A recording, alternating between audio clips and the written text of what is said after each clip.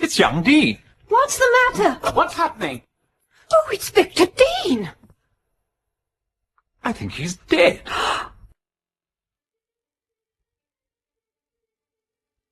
Good evening, listeners. Tonight on Detective Radio, we take you behind the gleaming slogans and bright lights of the advertising world, where appearances can be as deceptive as copy lines. This is Murder Must Advertise, Dorothy L. Sayers' witty, sinister tale of Lord Peter Wimsey, undercover.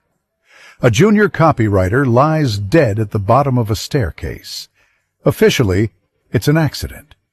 But as Wimsey soon discovers, the truth behind Pimm's publicity involves blackmail, coded messages, and a deadly cocaine ring. Join us as we step into the smoky offices, the elegant parties, and the dangerous double lives of Murder Must Advertise.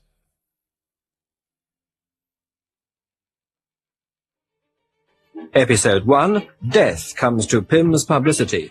Look, tell them I'm not happy about the headline. Flush your kidneys with fizzlets. It's not quite right, somehow. And then after you've done that, Miss Rossiter, I'd like you to make sure the Laxamont campaign is well in hand. Last month's advertisements were half a day late. Yes, Mr. Hankin. Oh, and by the way, Miss Rossiter, there is a new copywriter coming today. Oh, yes, Mr. Hankin. His name is Breeden. I can't tell you much about him. Mr. Pimm engaged him himself. But you will see that he's looked after. Yes, Mr. Hankin. He will have Mr. Dean's room. Right, Mr. Hankin. I should think that Mr. Ingleby could take him in hand and show him what to do. Yes, Mr. Hankin.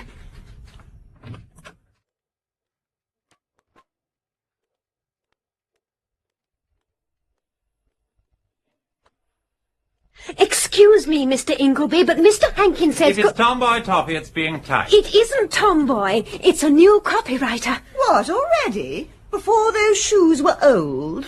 Why, they only buried little Dean on Friday. All part of the modern system of push and go, Miss Meachard. All very distressing on an old-fashioned gentlemanly firm. Well, I suppose I've got to put this blighter through his paces.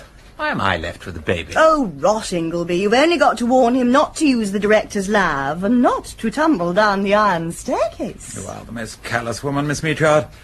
Well, as long as they don't put the fellow in with me. It's all right, Mr. Ingleby. He's having Mr. Dean's room. Good. What's he like? Well, Mr. Hankin said he didn't know. Mr. Pimm took him on. Oh, gosh. Friend of the management. Oh, I think I've seen him. Supercilious-looking blighter. Yes, I ran into him coming out of Pimmy's room yesterday. Horn rims, cross between Ray Flynn and Bertie Wooster. Death, where is thy sting? Oh, well, makes a little excitement. Oh, don't you think we've had rather too much of that lately, Miss Meatyard? Oh, by the way, could I have your subscription for the wreath? You told me to remind you. Yes, rather. What is it, Bob? Well, here's £half-a-crown, and you'd better take the sweep money out of it as well. Thanks awfully, Miss Meatyard. I do hope you get a horse this time. Uh-oh, Hankin's coming. Mr. Ingleby. Yes, Mr. Hankin? This is Mr. Breeden. You will show him what he has to do. I think you might start him on margarine. I don't think Mr. Ingleby was up in your time, Mr. Breeden. He was at Trinity. Your Trinity, not ours. How do you do, Ingleby? How do you do? And when you've produced some ideas on Dairyfield's margarine, Mr. Breeden, bring them along to my room and we'll go over them. Oh, righty-ho. Well, Breeden, you'd better know everybody. Miss Rossiter and Miss Meachard are our guardian angels. Type our copy, correct our grammar, provide us with pencils and paper, and feed us on coffee and cake. Miss Rossiter is the blonde and Miss Meachard is the brunette. Gentlemen prefer blondes, but personally I find them both equally seraphic. How do you do, Miss Rossiter? How do you do? Miss Meachard? How do you do, Mr. Breeden? Miss Meachard is one of the brighter ornaments of our department. She makes the vulgarest limericks ever recited within these chaste walls. Then we shall be friends. Would you like to be in on the Derby sweep, Mr. Breeden? You're just in time for the draw. Oh, rather. How much? Sixpence. Sixpence? By Jove, absolutely, Miss Rossiter, yes. Must be in the jolly old sweep, what? I must say it's frightfully good of you. There we are. Oh, thank you. Well, I suppose we'd better take him along to his dog kennel, Miss Rossiter? Oh, yes. This way, Mr. Breeden. Oh, righty-ho. Rather, yes. We're all along this corridor. You'll find your way about in time. That's Willis's room over there. That comrade in affliction. Mm-hmm. And that's Garrett's room. Mr. Garrett is a man of weight and experience, and does not come and frivole in the typist room. He goes out for his elevenses and assumes seniority, although he hath it not. And this is your room, next to mine. Ah. That iron staircase opposite me goes down to the floor below. Mm-hmm. Mostly group managers and conference rooms. Dead to fall down it, by the way. The man whose room you've got tumbled down it last week and killed himself. No. Bust his neck and cracked his skull. On one of those knobs. Well, here you are. Much the same as the other rooms, except that the radiator doesn't work very well. Still, that won't worry you just at present. This was Dean's room. A chap who fell downstairs? Yes. It was awful, you know, Mr. Breeden. Oh, it must have been Miss Rossiter. Mr. Hankin was just giving me dictation when we heard the most frightful crash. He said, "Good God, what's that?" I thought it must have been one of the office boys, because one of them fell down last year carrying an Elliot Fisher typewriter, and it sounded exactly like it, only worse. And I said, "I think one of the boys must have fallen downstairs, Mr. Hankin." And he said, "Careless little devils," and went on dictating. My hand was so shaky I could hardly make my outlines. Then Mr. Ingleby rang past, and another door opened, and then we heard the most terrific shriek. And Mr. Hankin said, "Better go and see what's happened." So I went out and looked down, and I couldn't see anything because there was such a bunch of people standing around. And then Mr. Ingleby came tearing up with such a look on his face. You were as white as a sheet, Mr. Ingleby, you were, really. Possibly.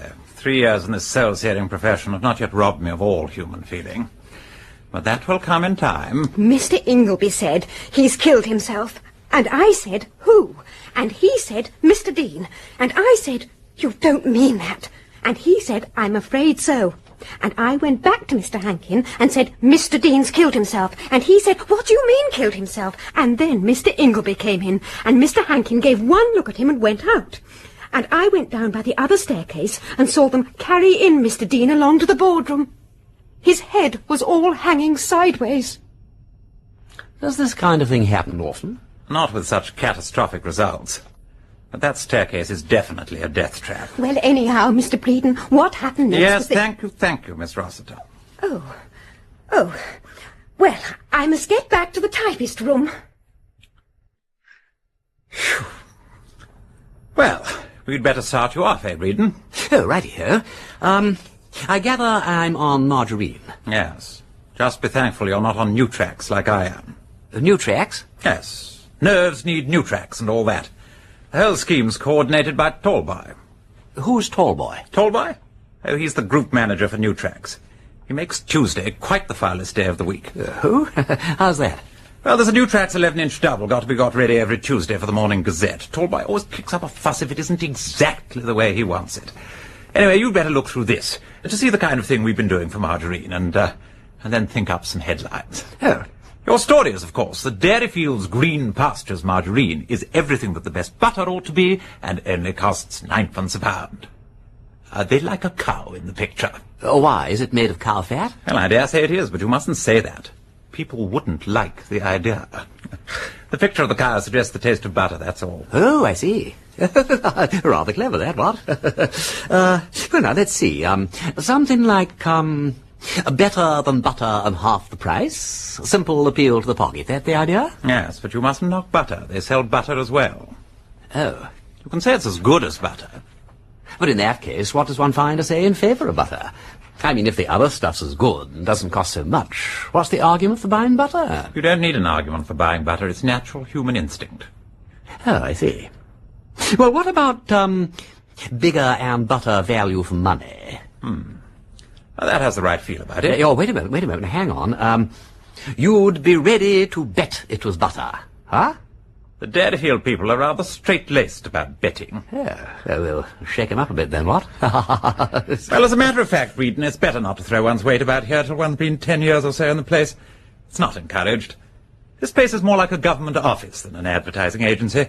Hustle's not wanted, and initiative and curiosity are politely shown the door. Oh. Oh, thanks awfully, Ingleby.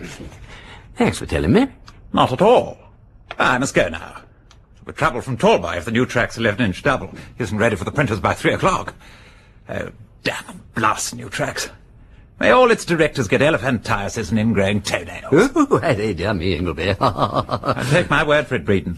You'll feel the same after a few years.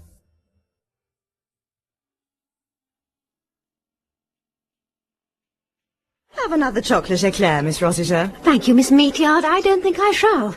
You'll put on pounds and pounds if you eat all that sweet stuff. That's what you come to a tea room for, Ducky. What do you think of our new Mr. Breeden? The Pimlico pet? Well, I think he's rather a lamb, and his shirts are simply too marvellous. He won't be able to keep that up on Pimm's salary, bonus or no bonus, or the silk socks either. He's been brought up silk-lined, all right. One of the new poor, I expect. Lost all his money in the slump or something. Either that, or his family have got tired of supporting him and pushed him out to scratch for himself. I think he's very clever. Did you see that idiotic headline he put up for Margarine the other day? It's a far, far butter thing. Hanky nearly sniggered himself sick. I think the pet was pulling his leg. Oh, he'll make a copywriter. He's got the flair. If you know what I mean. I hope he does. He's got beautiful manners, and he pays his tea bill like a little gentleman. Oh, the pet's tongue runs on ball bearings. I say, Miss Meatyard, do you know what I did yesterday? No. Breeden came in and asked for Mr. Hankin's carbons. I was in an awful rush and said, help yourself. Well, what do you think? 10 minutes afterwards, I discovered he'd gone off with Mr. Hankin's private letter file. Oh, no. But he must have been blind, because it's marked private in red letters an inch high. So I haired off to Breeden, and there he was, calmly reading Hanky's private letters, if you please. Oh, really? You've got the wrong file, Mr. Breeden, I said. You oughtn't to be reading that. It's frightfully confidential. And he wasn't a bit ashamed. He just handed it back with a grin and said, really? Good gracious me, I'm so sorry. Silly ass. Still, it's very interesting to see what salary everyone gets, he said. He seemed to think it was awfully funny, and asked how long it would take him to reach Dean's salary. How much was Dean getting? 6. Not worth much more, in my opinion. The department will be better tempered without him, I must say. He did rile 'em sometimes. No, if Dean hadn't fallen downstairs, there'd have been a good old bust-up between him and Willis. I never could understand what it was all about. Well, I believe there was a girl in it. Oh. Willis used to go about with Dean quite a lot at the weekend, and then it all stopped suddenly. They had an awful row one day last March. I heard them going at it hammer and tongs in Dean's room. Well, I suppose we'd better push off home, or we shan't be fit for anything in the morning. Now, where's the cheque?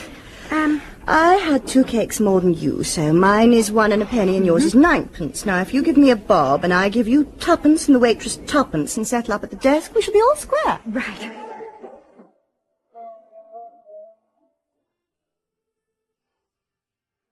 Good afternoon, Mr. Breeden. Got an India rubber handy? Good afternoon, Miss Meatyard. I expect so, yes. Have a look at that pencil drawer. Oh! Hello, what's this? What? This. It's Victor Dean's scarab. It ought to have been sent back to his sister. Oh, that. Yes, I knew that was there, but I didn't know who it belonged to. It's not a bad little thing, what? Real onyx. Quite heavy. Of course, it's not Egyptian. It's not even very old. Probably not, but Dean adored it. He thought it was a surefire musket. He always had it in his waistcoat pocket or sitting in front of him while he worked. If he'd had it on him that day, he wouldn't have tumbled downstairs. At least that's what he'd have said himself. It's chipped at the edge here, look. What sort of a chap was Dean? Well, speaking ill of the dead and all that, but... Well, I wasn't exactly keen on him. I thought he was a rather unwholesome little beast. In what way? For one thing, I didn't like the people he went about with. He used to tag around with that Diane de Montgomery set. You know, wicked parties and fast cars and all that. Dean thought it was the smart thing to do, I suppose. How old did you say he was? Oh, 26 or 27. How did he come to be here? Usual thing. Needed cash, I suppose. You can't lead a gay life on nothing, and he wasn't anybody, you know. I mean, his father was a bank manager or something, deceased. So I suppose he had to push out and earn his keep. He knew how to look after himself all right. Then how did he get in with the de Montmorency lot? Somebody picked him up, I should think. He had a certain kind of good looks. How you came to be here, Mr. Breeden, is a good deal more interesting than how Victor Dean came here. They start new copywriters without experience at £4 a week. About enough to pay for a pair of your shoes. And now I'd better get back to Tomboy Toppy. Careless, Peter, careless. I say, Breeden, is Brewer here? Don't know him, actually, Ingleby, but you have my permission to search. The priest's hole and the concealed staircase are at your service. Brewer, you know Brewer's Dictionary of Phrase and what's it? Anyway, how do you spell Conan Hodentolegos? Oh, I can spell that. And Aldiborno Tofoscofornio, too. The crossword? No, headline for good judges' tobacco.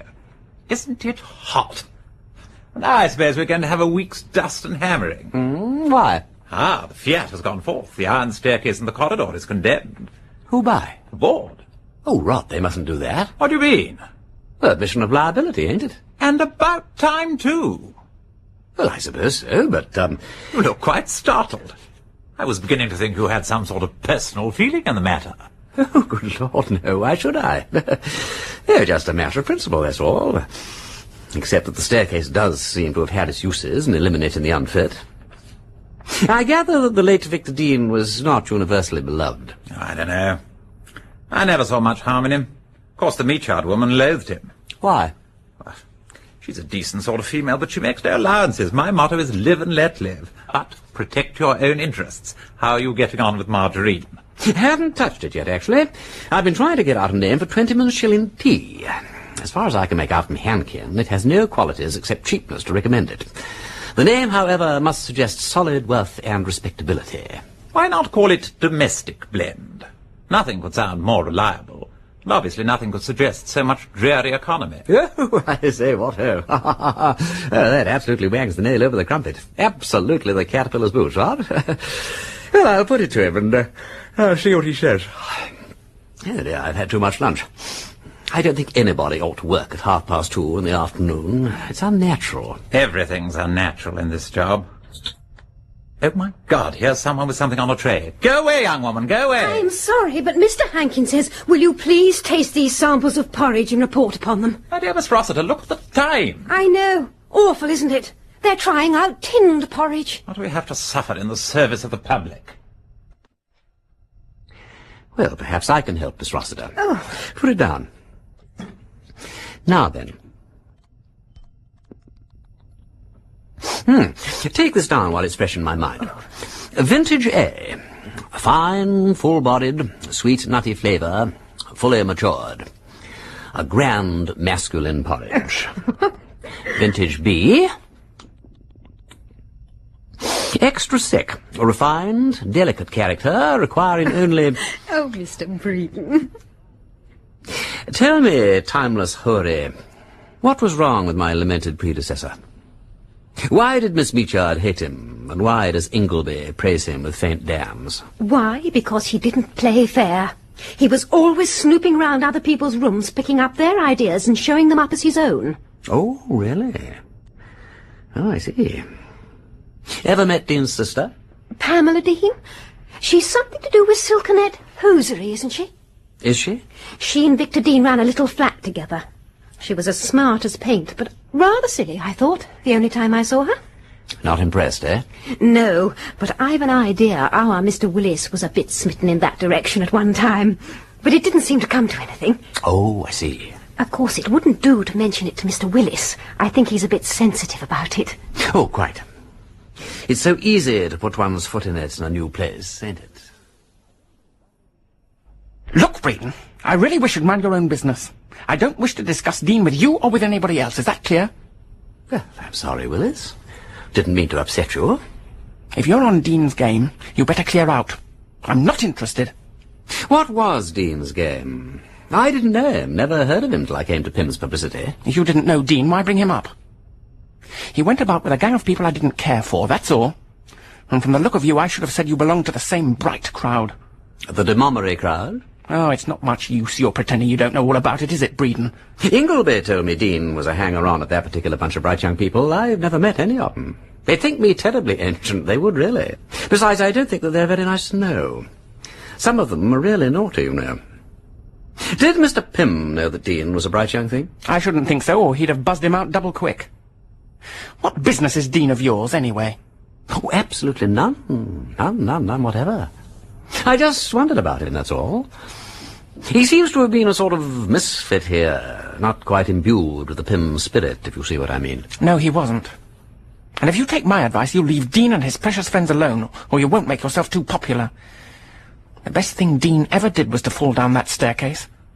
Nothing in life became him like the leaving of it, what? But it seems a bit harsh all the same. Somebody must have loved him. For he must be somebody's son, as the dear old song says. Had he any family? There's a sister, at least, isn't there? What the devil do you want to know about his sister? I don't. I just asked, that's all. Well, I think I better toddle off. I've enjoyed this little talk.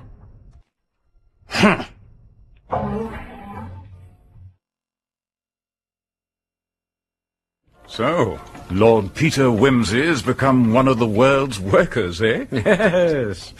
In the shape of one Mr. Breeden, I am pulling down 4 solid quid a week. Amazing sensation. First time I've ever earned a cent. I am grinning, Charles, with honest pride. Just like my good brother-in-law has been doing all these years. You make me sound like a Cheshire cat. Ah, but you have good cause to feel pleased, Charles. There's many a member of the criminal fraternity behind bars because of the efforts of Chief Inspector Charles Parker. I try to do my job. Well, now listen, Peter. What's this case all about, anyway? Well, I'm best if I know, old lad. Old Pimm had this letter that was worrying him, sent to him by Pamela Dean. That's the victim's sister. Well, Pimm didn't want the police snooping around his beloved advertising agency, so I got asked to buzz along and investigate. So I buzzed, and there I am. Strictly incognito. Your narrative style, though racy, is a little elliptical. Well, now look, Charles. On a Monday afternoon, the 25th of May, to be particular, a young man, Victor Dean by name, employed as a copywriter in the firm of Pimm's Publicity Limited, advertising agents, falls down an iron spiral staircase on their premises situated in the upper part of Southampton Row and dies immediately of injuries received. To wit, 1 broken neck, 1 cracked skull, 1 broken leg, and minor cuts and contusions various. The time of this disaster is, as nearly as can be ascertained, 3:30 in the afternoon.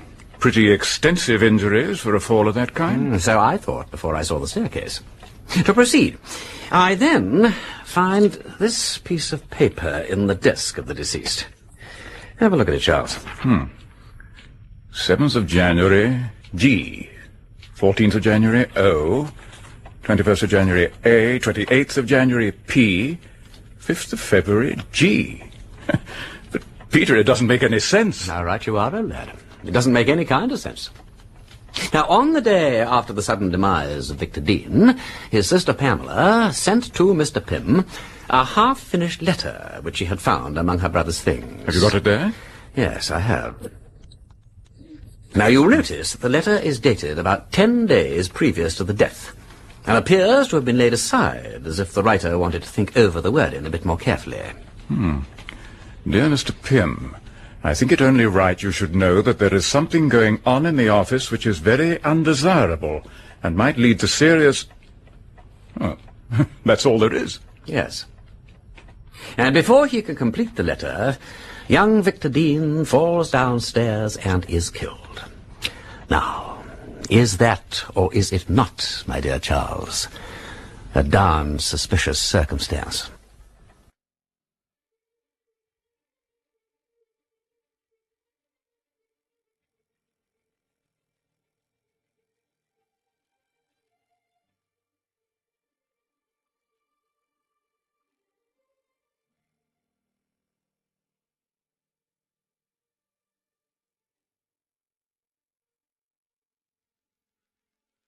Episode 2. Singular spotlessness of a lethal weapon. Victor Dean, a young copywriter with Pimm's Publicity Limited, has died in mysterious circumstances. To investigate suspicions of murder, Lord Peter Wimsey has taken employment with Pimm's, posing as a new copywriter by the name of Breeden. Despite protest by his brother-in-law, Chief Inspector Charles Parker, that there is nothing strange about the death, Lord Peter Wimsey continues his investigations. Hello, hello, hello. What ho, Ingleby? Where have you been hiding, Breeden? Hiding tall boy, I expect. He's on your tail. He wants that Newtrax headline. Now you know what it's like working on the Newtrax copy. I have been up on the roof. Cooler and all that, don't you know? I don't. It must be like a gridiron up there. Ah, so it is, old lad, so it is. But I thought I'd just try it, what? As a matter of fact, I was chucking pennies over the parapet to that brass band. I got the Bomberton twice. The penny goes down with a tremendous whack, you know, and they look up all over the place to see where it comes from when you dodge down behind the parapet. It's a tremendously high parapet, too, ain't it? I suppose they wanted to make the building look higher than it is. It's the highest in the street in any case. Earth hath not anything to show more fair. It's going to rain like Billy O'Toole in about 2 ticks. See how black it's come over? You seem to have come over pretty black if it comes to that. Look at the seat of your trousers. You do want a lot, Ingleby. It's a bit sooty up there, that's all. I was sitting on the skylight. Look as if you've been shinning up a pipe. Well, I did shin down a pipe. Only one pipe. Rather a nice pipe, actually. It took my fancy. You're loopy. Doing acrobatics on dirty pipes. Whatever made you? I dropped something. I went down onto the glass roof of the wash place. Nearly put my foot through. Oh, wouldn't old Hankin have been surprised if I'd tumbled into the wash basin on top of him. I then found I needn't have gone down by the pipe after all. I came back by the staircase. The roof door was open on both floors. Yes, they generally keep them open in hot weather. Well, I wish I'd known. You know, if you keep on like this, it's you who'll need to be nourishing your nerves with Newtrax. And by the way, is that Newtrax half-double ready yet? You do realize it's Tuesday. If it's not ready today, it won't be in time for Friday's Morning Gazette. Everything's under control, Ingleby, fear not. Oh, gosh, it's hot. I could do with a drink. Have a glass of sparkling Pompeii. What's that? Oh, one of Brotherhood's non-alcoholic refreshers. Made from finest Devon apples with a crisp, cool sparkle of champagne. Definitely anti-rheumatic. Doctors recommend it. I think this is an awfully immoral job of ours, I do really. Think how we spoil the digestion of the public. Ah, yes, but think how earnestly we strive to put them right again. We undermine them with one hand and build them up with the other. The vitamins we destroy in the canning, we restore in Revito. The roughage we remove from Peabody's Piper Parriage, we make up into a package and market as Bunbury's breakfast bran. The stomachs we ruin with Pompeii, we reline with Peplitz to aid digestion. And by forcing the damn fool public to pay twice over, once to have its food emasculated and once to have the vitality put back again, we keep the wheels of commerce turning and give employment to thousands, including you and me. Ah, say, that was a good one. I do adore thunderstorms. By the way, what has Willis got against me? Well, he seems to think that I'm not nice to know. I want you not to talk to him about Victor Dean. He seems to have got it into his head that you were a friend of his or something. But what was wrong with Dean? He kept bad company. Why are you so keen to know about Dean anyway? Well, I suppose I'm just naturally inquisitive. I always like to know about people. About the office boys, for instance. They do physical jerks on the roof, don't they? Is that the only time they're allowed up there? Absolutely, otherwise strict out of bounds. I just wondered. They're a mischievous lot, I expect. Boys always are. I like 'em, you know, I like 'em.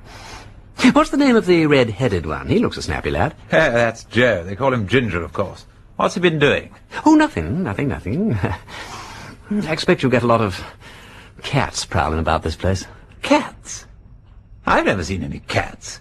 Except I believe there's a cat that lives in the canteen, but she doesn't seem to come up here. What do you want a cat for? Yeah, I don't. Anyway, there must be dozens of sparrows, mustn't there? Breeden, I do think the storm has affected your brain. Do you know that?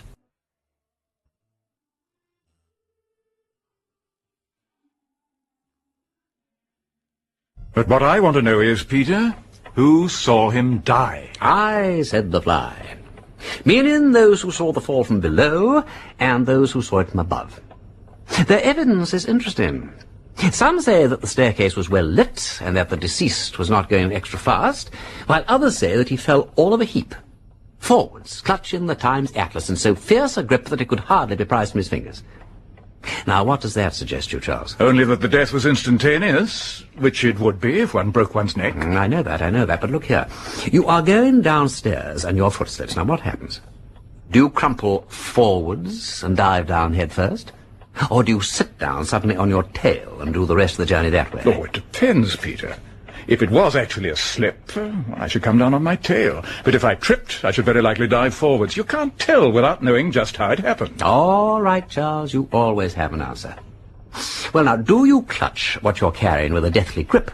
Or do you chuck it and try to save yourself by grabbing hold of the banisters? Oh, well, I should probably grab, unless I was carrying a tray full of crockery or anything. And even then, I don't know. Perhaps it's an instinct to hold on to what one's got. But equally, it's an instinct to try to save oneself. All this arguing about what you and I would do and what the reasonable man would do is very unsatisfactory. Put it this way, Doubting Thomas. If the death grip was due to instantaneous rigor, he must have been dead so quickly that he couldn't think of saving himself. Now, there are two possible causes of death. The broken neck, which he must have got when he pitched on his head at the bottom, and the crack on the temple, which is attributed to his hitting his skull on one of the knobs of the banisters. Now, falling down a staircase isn't like falling off a roof. You do it in installments and have time to think about it. If he was killed by hitting the banisters, he must have fallen first and hit himself afterwards. The same thing applies with still more force to his breaking his neck. Why, then, when he felt himself going, didn't he drop everything and break his fall? Wimsey, I know what you want me to say, that he was sandbagged first and dead before he fell, but I don't see it. I say he would have caught his toe in something and tripped forwards and struck his head straight away and died of that. Well, there's nothing impossible about that. Then I will try again. How is this? That same evening, Mrs. Crump, the head charwoman, picked up this onyx scarab in the passage just beneath the iron staircase. It has, as you also see, a slight chip on one side. It belonged to the dead man, who was accustomed to carrying it in his waistcoat pocket or keep it sitting on his desk beside him while he worked. Now, what about that? I should say it fell from his pocket when he fell. And the chip in it? It was probably there before. It wasn't. Pamela told me it wasn't. Pamela? Pamela Dean, Victor Dean's sister. Oh, yes. Then the scarab got chipped in falling. You think that? I do. I think you were meant to think that. To continue, some few days earlier, the same dear woman found a smooth pebble of much the same size as the scarab lying in the same passage at the foot of the same iron staircase. Did she? Will you care for a scotch, Peter? Yeah, thank you, yeah. What's more, this other pebble, which I here produce, was found by me on the roof of the lavatory. I had to shin down a pipe to get it and ruined a perfectly good pair of flannel bags. I also found a place where the paint had been chipped off the skylight. What skylight? Here. Thank you. The skylight that is directly over the iron staircase. It's one of those pointed things, like a young greenhouse, and it has windows that open all round. You know this kind of thing. The kind which are kept open in hot weather. It was hot weather the day young Dean departed this life. The idea being that somebody heaved a stone at him through the skylight? To be exact, not a stone, but the stone. Meaning the scarab. And how about the other stones? Practice shots. I've ascertained that the office is always practically empty during the lunch hour. Nobody much goes up on the roof except Ginger and his friends. Ginger and his friends? I'm sorry, the office boys, don't you know.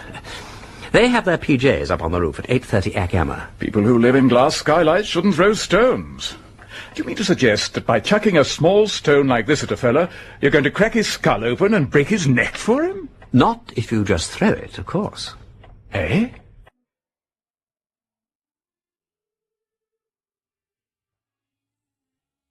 Come in. Ah, Ginger. You wanted to see me, Mr. Breeden, sir? Yes, Ginger, I did. Come in and close the door, lad, would you? Oh, yes. Sorry, sir.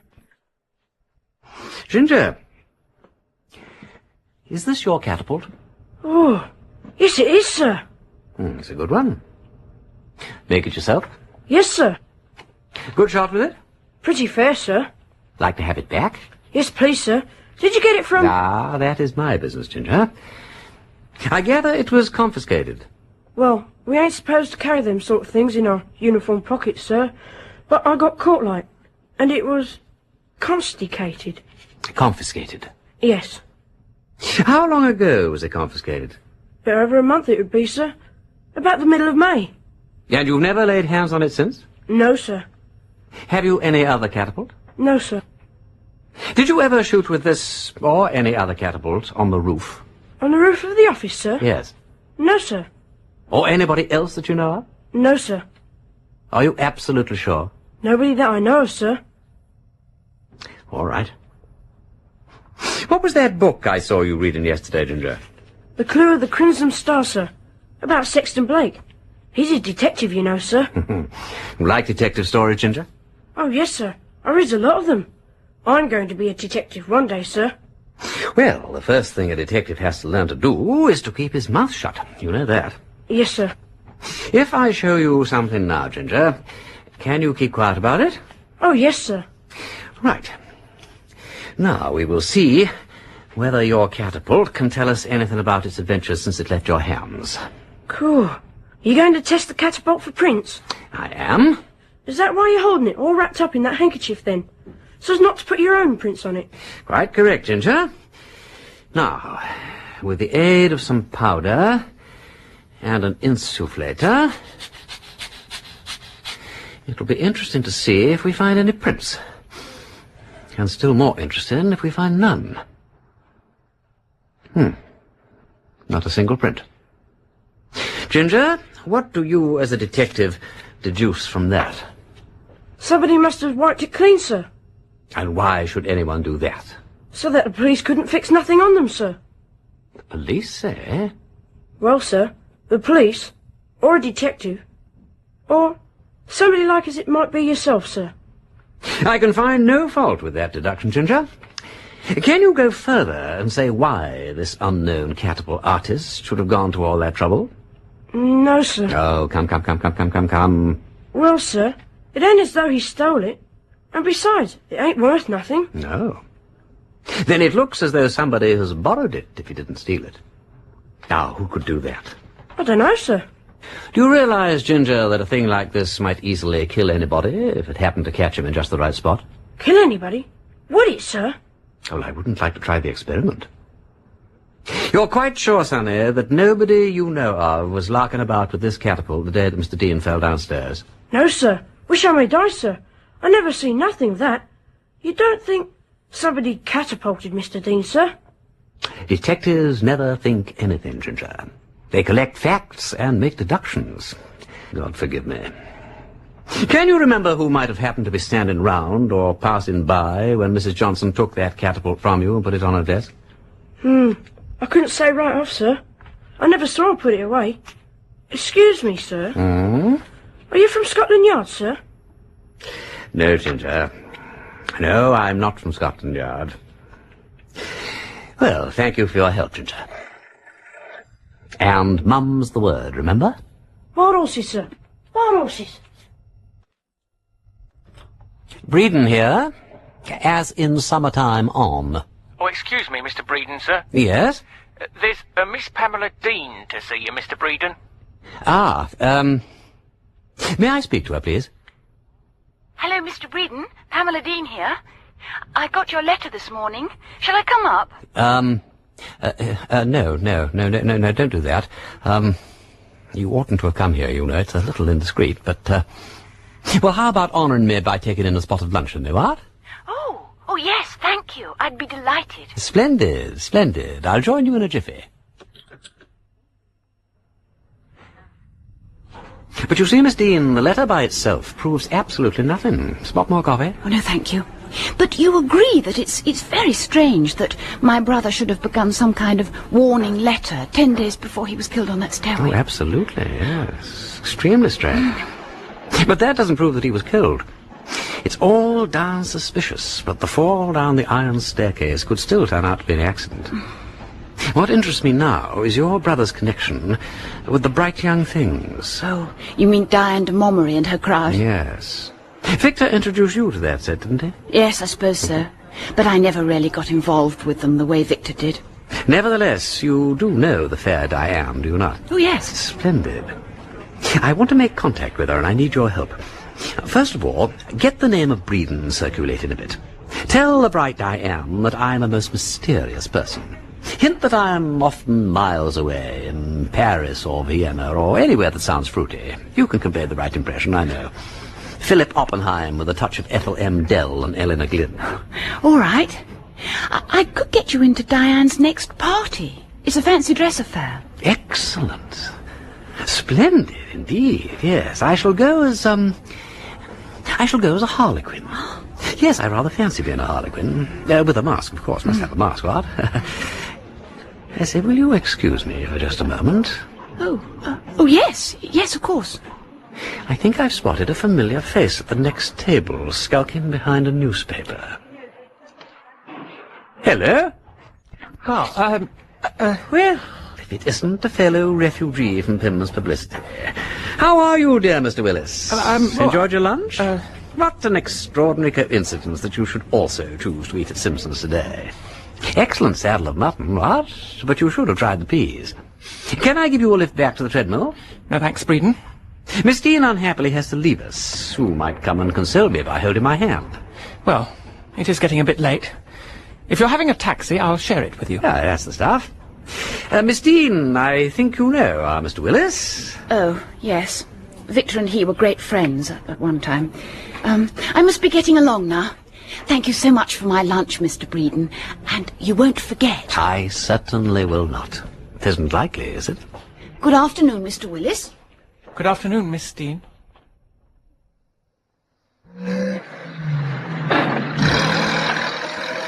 Pretty kid, young Dean's sister.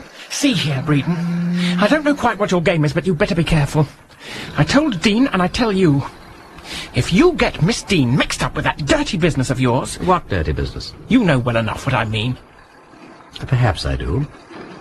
And what then? Do I get my neck broken like Victor Dean? You'll get... You never mind.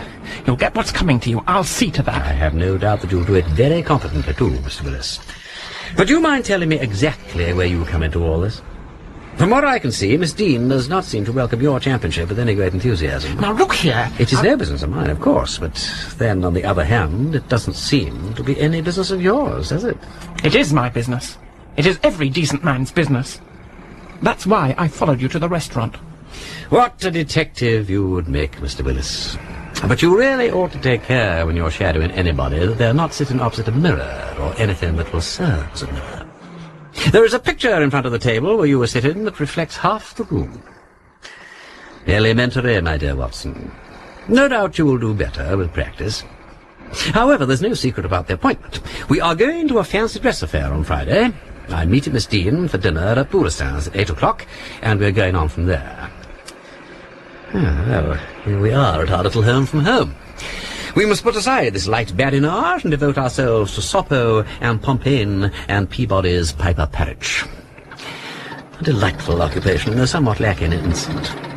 But let us not complain. We can't expect battle, murder, and sudden death more than once a week.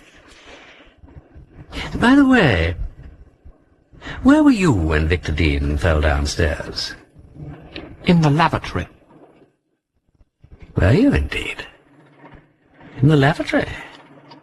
You interest me strangely, Mr. Willis.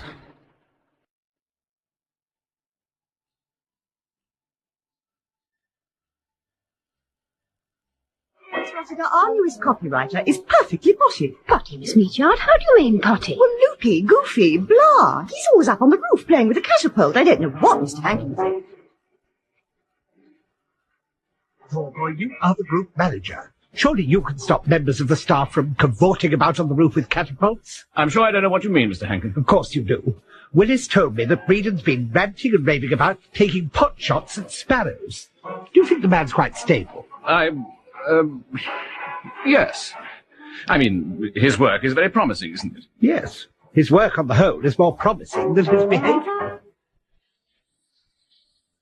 I tell you, Ingleby, I'm fed up with Breeden. If he's not poking his nose into other people's affairs, he's playing silly games with catapults. Even Garrett's been gossiping about it, and you know how little interest he takes in the world about him. Curious chap, Breeden. Nice enough to talk to and all that. His brain does get soft if there's hot. Richard, I said to myself, Mr. Breeden, how can we expect the office boys to obey the rules? When he's clowning around with a catapult himself. Absolutely. I mean, if this were to reach Pimm, well, he'd have every right to be angry, wouldn't he? After all, Miss Meachard, if you're a copywriter, you're a copywriter, and the job does carry with it a certain stake.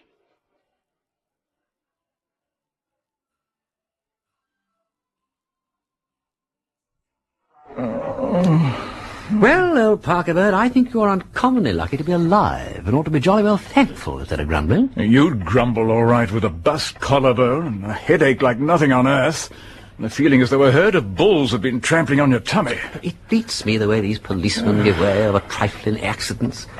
In the Sexton Blake book that my friend Ginger Joe has just lent me, the great detective, after being stunned with a piece of lead piping and trussed up for 6 hours, is taken by boat on a stormy night to a remote house on the coast and flung down a flight of stone steps into a cellar. At the 59th minute of the 11th hour, he is most fortunately rescued, and pausing only to swallow a few ham sandwiches and a cup of coffee, instantly joins in a prolonged pursuit of the murderers by aeroplane, during which he has to walk out along the wing and grapple with the fellow who has just landed on it with a rope. And here is my own brother-in-law, giving way to bad temper and bandages because some 3x4 crook has slugged him on his own comfortable staircase. I'm trying to think who it could have been. It wasn't a burglar or anything like that. It was a deliberate attempt at murder. The light bulb had been put out of action beforehand, and he'd been hiding for some hours behind the coal bunker. You can see the marks of his feet. He wasn't obliging enough to leave anything behind to identify him except a Woolworth pencil. Oh, he left a pencil, did he? Yes, one of those pocket-propelling things. I've tried it for fingerprints, but you can't get much. Sure. Here. Oh, yes, and there was a letter for you. You know, in that postbox we rigged up here so you didn't have to give your own address to Pimm's Publicity. A letter? Damn, I can't find it. I distinctly remember putting it in my jacket pocket. I know it was there. One of those fancy, long-shaped mauve envelopes with gilt edges, and a lady's fist, rather sprawling. It's gone, has it? That's very remarkable. So it must have been somebody who knew I'd taken a flat above yours, pro tem. And what's more, Charles, this ain't a Woolworth's pencil. It's one of Darling's. Same thing. Anyone might carry one of them. Not so. This is where my expert knowledge comes in. Darlings don't sell these pencils, they give them away. Anybody buying more than £1 worth of goods gets a pencil as a good conduct prize. You observe that it carries an advertising slogan. It isn't dear, it's Darlings. One of Pimm's best efforts, by the way. That's very helpful, Peter. It ought to be easy to identify a criminal who's bought £1's worth of goods at Darling's within the last 6 months or so. Wait a bit. This pencil, a natty scarlet, as you will observe, didn't come from any of Darling's branches, because it's not on the market yet. Ergo, there are only 3 places it could have come from. 1 from the pencil manufacturers, 2 from Darling's head office, and 3 from our place. Do you mean Pimm's? I do. Darling's obligingly presented us with half a gross of them to try out. Good Lord. I think it is highly unlikely that you have a deadly enemy at the pencil manufacturers or at Darling's head office. It seems to me much more likely that the gentleman with the cosh, or knuckle duster, or sandbag, or lead piping, in short the blunt instrument, came from Pimm's, guided by your address, which, with your usual amiability, you kindly allowed me to give as mine. Observing my name neatly inscribed on the letterbox of flap 4, he mounted confidently on... Well, I'm dashed. Do you mean to say it's really you who ought to be lying here, mangled and bruised? I think so, Charles. I certainly do think so. Particularly as the assailant seems to have walked off with my private correspondence. I know who, or to be more grammatical, whom their letter was from, by the way. Oh, yes. Whom? From Pamela Dean, to be sure. I recognize your description of the envelope. Pamela Dean, the victim's sister? As you say. Willis's young woman? Precisely. But how should he know about the letter? I don't suppose he did. I rather fancy this is the result of a little bit of self-advertisement that I put in at the office. I made it clear to all and sundry that I had been experimenting on the roof with a catapult. I thought I might get some reaction. What a pity it reacted on you and not on me. Yes, Peter. A very great pity.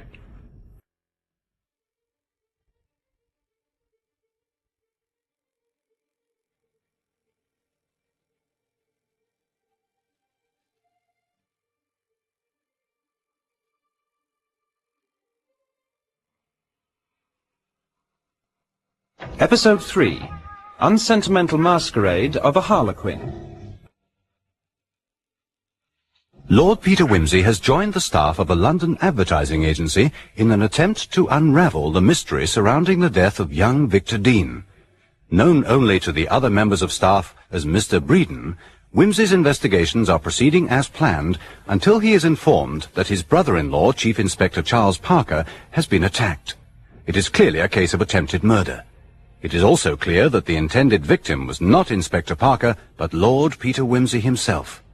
The attacker, however, has left a clue behind. Well, Charles, it might have been worse. You may have a broken collarbone, but we've got 3 lines to go on. The people at Pimm's Publicity, who knew that this place was the address I'd given to the firm, the people who heard all about me and my catapult, and, of course, the bloke who's lost his pencil. And you're quite sure that pencil isn't on the market yet? Quite sure. Could only have come from Pimm's. I say, what a shock it must have been for whoever it was when I turned up this morning without so much as a black eye. You didn't manage to mark him, did you, Charles? Afraid not. I got a clutch on his beastly throat, but he was all muffled up. Ah, you did that badly, Charles. You should have socked him one. But I forgive you. I wonder if our friend will have another shot at me. Not at this address, I hope. Ah! Now I understand. What? Why nobody fainted at the sight of me this morning. He must have had a torch with him. He knocks you down, turns on the torch to see if you're properly dead, and he realizes he slugged the wrong man. Then he spots Pamela Dean's letter. But why would he have taken it? Did he know the writing, I wonder? When was it delivered? Well, the 9:30 post, of course. Suppose when he came in to look for my flat, he saw the letter in the box and recognized who it was from. That opens a wide field of speculation and possibly even offers another motive. Wimsey, all this speculation is sending my temperature up. Look here, old lad, I really am frightfully sorry you copped that packet that was meant for me. It's perfectly damnable luck, and I'm dashed thankful it wasn't worse. But what kind of irregularity could be going on in Pimm's that'd make it worthwhile doing away with Victor Dean and then trying to do the same with you? Ah, now we're coming to that. Did you know, for instance, that young Dean used to hang around with the Montgomery crowd? Ah, sinning above his station in life, eh? Very much so. But you know Diane de Montgomery. She gets more kicks out of corrupting the bourgeois. She enjoys the wrestle with their little consciences. Was Diane Dean's mistress? No, it must have been.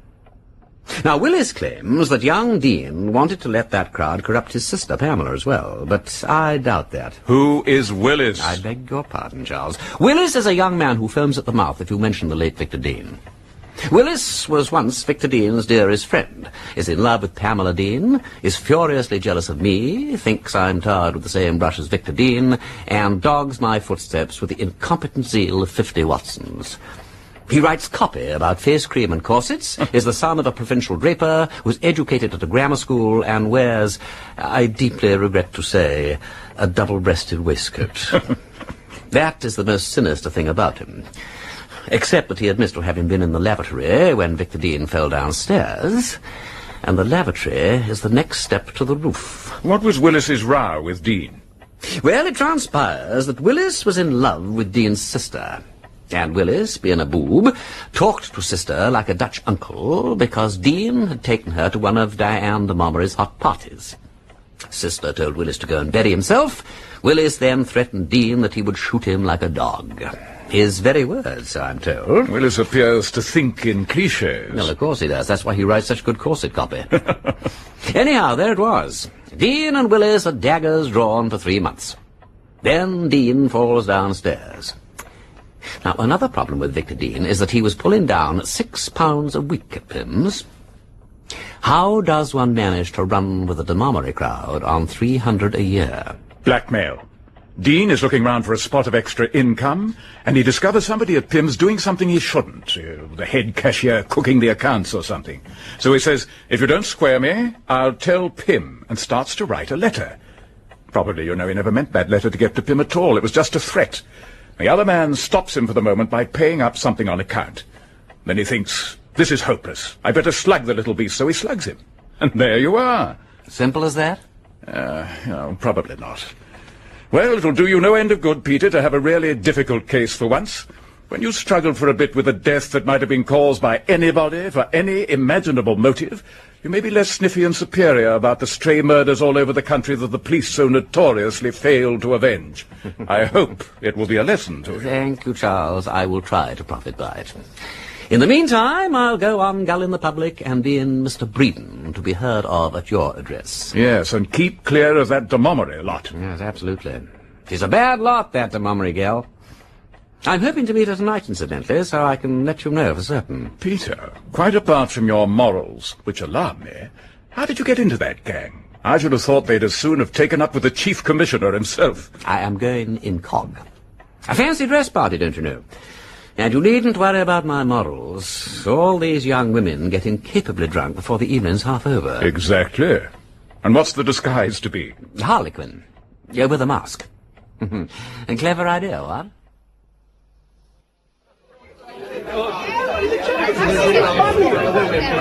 Dive! Dive in! I dare you to! Dive in! I say, who is that fellow in the Harlequin costume? Not a clue, old boy.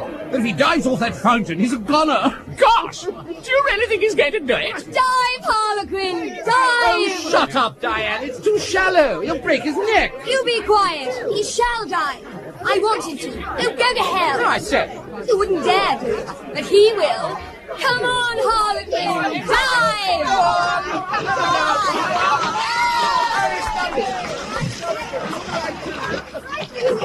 Oh, you're marvellous. You're marvellous. Take me home, Harlequin. I adore you.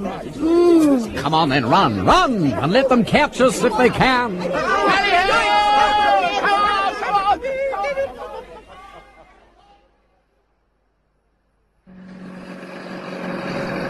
Harlequin, what you behave like an idiot for? Diving into fountains. My dear Mr. Montgomery, one must be different. I am always different. That is why, my dear young lady, I am the pursued and not the pursuer. You may say it's a cheap way of producing the effect, and so it is, but it's good enough for gin-soaked minds. On such as you, if you will pardon my saying so, subtlety would be wasted. Well, Harlequin, if that's how you feel, why did you have to whisk me away from that perfectly wild party?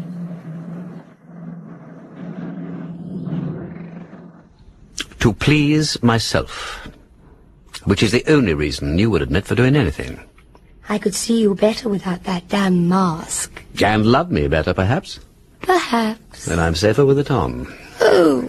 I hear your lovers have a knack of coming to bad ends. Like Victor Dean. Little rotter. That wasn't anything to do with me. Wasn't it? Fell down a staircase or something, didn't he? So he did. But why? I haven't the faintest idea. Haven't you? I thought you might have. Why did you send Victor Dean about his business? Because he was a silly little bore, and just like all the rest. You like them to be different? I like everything to be different. And when you find them different, you try to make them all alike, Do you know anybody who is different? Yes. You're different. If I come down to your level, I shall be just like all the rest. Try it. I know when I'm well off. You can only go down and down. Are you trying to insult me? Yes, but it's very difficult. Tell me about Victor Dean. How did you pick him up? We all went out one night to some frightful sort of suburban dancing place. We thought it would be such a scream. And was it? No, it was rather dull, really. But he was there, and he fell for me, and I thought he was rather a pet. That's all. A simple story in words of one syllable. How long was he your pet? Oh, about 6 months. But he wasn't any fun. He was all wet, Harlequin, darling. My child, you are telling the story very badly. You made him drink, and it upset his little tummy. You made him play high, and he said he couldn't afford it. You tried to make him take drugs, and he didn't like it. Anything else? He was a little beast, Harlequin. Really, he was. He was out for what he could get. Aren't you? Me? I'm terribly generous. I gave him everything he wanted. I'm like that when I'm fond of anybody. He took what he could get, but didn't spend it like a gentleman, That's it. Do you know he actually called himself a gentleman? Wouldn't that make you laugh? Like the Middle Ages, isn't it? Ladies and gentlemen. He said we needn't think he wasn't a gentleman because he worked in an office. Too mirth-making, Harlequin, darling, wasn't it? Oh, Harlequin, listen, I'll tell you something funny. One night I took Victor Dean to a party at Todd's place on the river. A Todd? Todd Milligan. Well, I introduced Victor to Todd. I said, this is Victor Dean, and he's a gentleman, and he works for Pimm's Publicity. Todd said, oh, you're the chap, are you? And looked too utterly murderous. And afterwards, he asked me, just like you, how I got hold of Victor. Well, that's queer. Did Todd send you out here to ask me? No one ever sends me anywhere. I go where I like.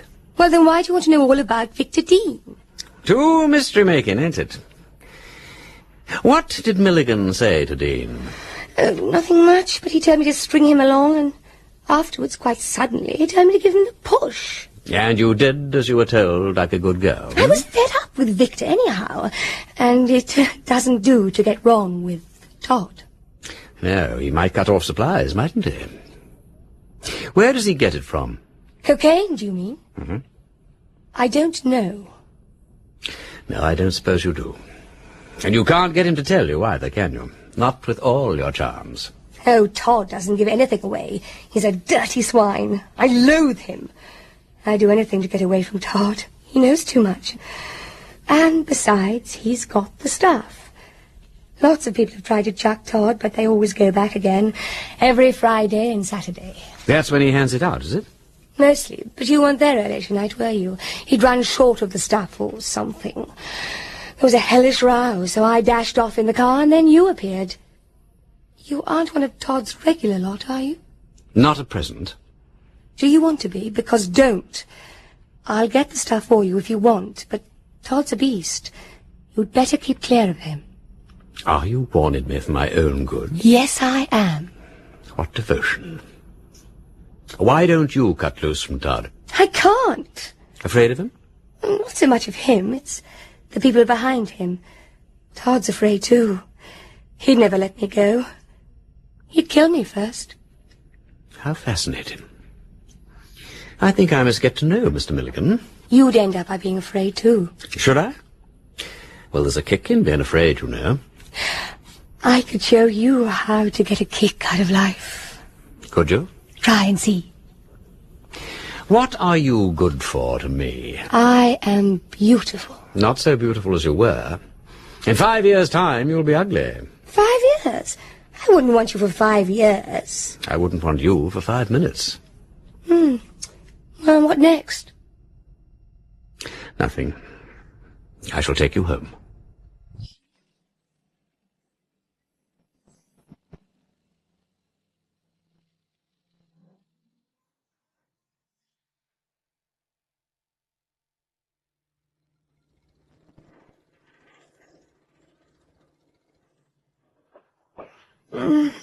Where have we got to? What's happened? We're home. Where's your latchkey? Here. Kiss me. Take that mask off. I'll run along in. As a policeman, think we look rather disreputable.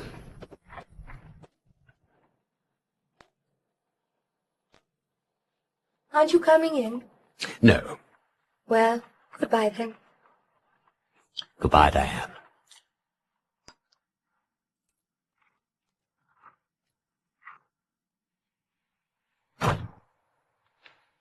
Good evening, officer. Evening, sir.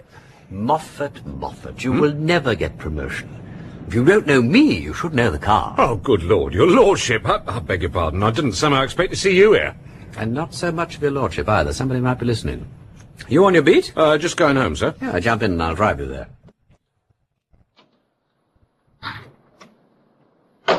Thank you, my lord. Ever see a fellow called Milligan around here? Major Todd Milligan? Yeah, now and then. Oh, he's a bad hat, he is, if ever there was one. Runs that place down by the river. Mixed up with that big drug gang as Mr. Parker's after. We could pull him in any day, but he's not the real big noise. Isn't he? Oh, no, my lord. This car's a treat, ain't she? Shouldn't think there's much catch as you on the road. No, what Mr. Parker wants is to get him to lead us to the top man of all. Well, there don't seem to be much chance of it. Cunning as weasels they are. Don't suppose he knows himself who the other fella is. How's it work, Moffat? Well, my lord, as far as we've been told, the stuff is brought in from the coast once or twice a week and run up to London. We've had a try at catching it on the way more than once. Well, that is to say, Mr. Parker's special squad have, but they've always given us the slip. Then it will be taken somewhere, but where we don't know, and distributed out again to the big distributors. From them, it goes to all kinds of places. We could lay hands on it, but, well, what's the use? It'd only be in another place next week. And where does Milligan come into it? Well, we think he's one of the high-up distributors, my lord. He hands it out of that house of his and other places. In the place where you found me, for instance? No, that's one of them. But the point is, where does Milligan get his supplies? Ah, that's it, my lord. Can't you follow him and find out? Ah, but he don't fetch it for himself, my lord. There's others does that. And you see, if we was to open his parcels and search his tradesmen and so on, they'd just strike him off their list, and we'd be back where we was before. So you would. Do you happen to know how often he gives parties at that house of his on the river? Oh, most evenings, I'm told, my lord. Seems to keep open house like. Well, you tell him to keep an eye open on Friday and Saturday nights, Moffat. Fridays and Saturdays, my lord? Those are the nights when things happen. Is that so, my lord? Mm-hmm. Well, I'm much obliged to you. We didn't know that. That's a good tip, that is. Oh, if you'll drop me at the next corner, my lord, that'll do me a treat. Mm-hmm. I'm afraid I've took your lordship out of your way. Not a bit of it, Moffat, not a bit. Very glad to have seen you. Oh, and by the way, you have not seen me. Not a question of morals, you understand, but I fancy that Major Milligan might not approve of my visit in that particular house. Oh, that's all right, my lord. Not being on duty at the time, I ain't bound to put in a report. Good night, my lord, and thank you. Good night, Moffat.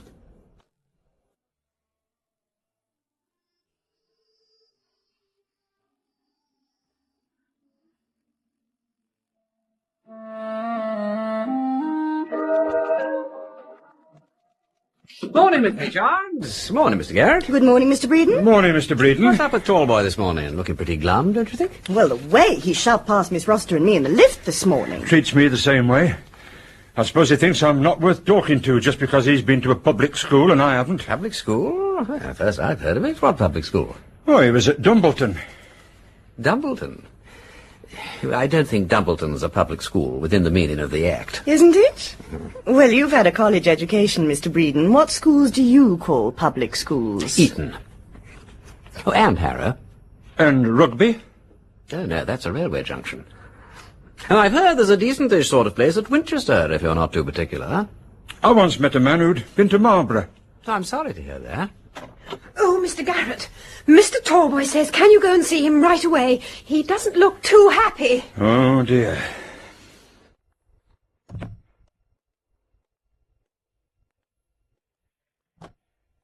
Ah, you wanted to see me, Tallboy? Now, look here, Garrett.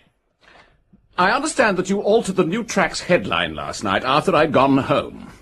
I should like to know what right you think you have to go around changing other people's copy. The sheer impertinence of it leaves me absolutely flabbergasted. Listen, Tallboy, I was doing you a favour. The Morning Gazette rang at 6 o'clock in an absolute tizzy about the New Tracks headline. I am considerably older than you, Tallboy, and in my day a group manager would have been ashamed to leave the building before ascertaining that all was well with his advertisement for the next day's paper. How you came to let such an advertisement pass in the first place is beyond my understanding. What was wrong with it?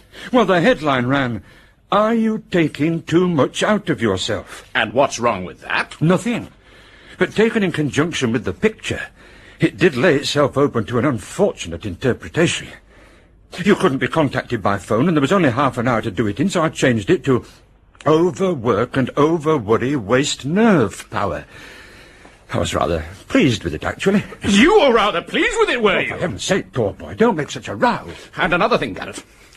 When you were hugger-muggering around my desk last night, did you have the unprintable, bloody impertinence to interfere with my private belongings? Tallboy, I've got a splitting headache. I don't care a highly coloured damn if you've got a headache or not.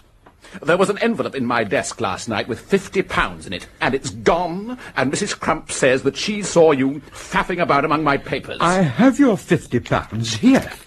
I put it away safely for you, and I must say, tall boy, that I consider it extremely thoughtless of you to leave your property about for the charwoman to find. It's not fair. You should have more consideration than to put temptation in people's way. And I did not rummage about in your desk, as you suggest. I merely looked for the pull of the new tracks half double, and when I was closing the desk, this envelope fell out upon the floor. You mean to tell me that you had the all-fired cheek to take my money away to your own damned room? In your own interest. Interest be damned, Garrett! Why the devil couldn't you leave it in a pigeonhole and not be so blasted interfering? You do not realise... I realise this, Garrett, that you're a superannuated interfering idiot. What the devil did you want to come poking your blasted nose in for? Really, Mr. Torben. What business is it of yours, anyway? It was anybody's business who had the welfare of the firm at heart. I don't want you to teach me my job. Pardon me, I think you do. Anyway, what's that got to do with it? The point is, you stick your nose into my private affairs. I did not. The envelope fell out. That's a bloody lie. Pardon me. It is the truth. Don't keep saying pardon me like a bloody kitchen maid. Really, Torby, I think I ought to receive an apology. You? You? Why the hell couldn't you have had the decency to ring me and tell me? You weren't at home. How do you know? Did you try? No, but I knew you were out because I saw you in Southampton Row on my way out. You saw me in Southampton Row and you hadn't the ordinary common decency to get hold of me and tell me what you've been after? Upon my word, Garrett, I believe you jolly well meant to get me into a row. And collar the cash for yourself, too, I shouldn't wonder. How dare you suggest any such thing? And all your rot about consideration for the charwomen. It's sheer damned hypocrisy. Of course I thought one of them had taken it.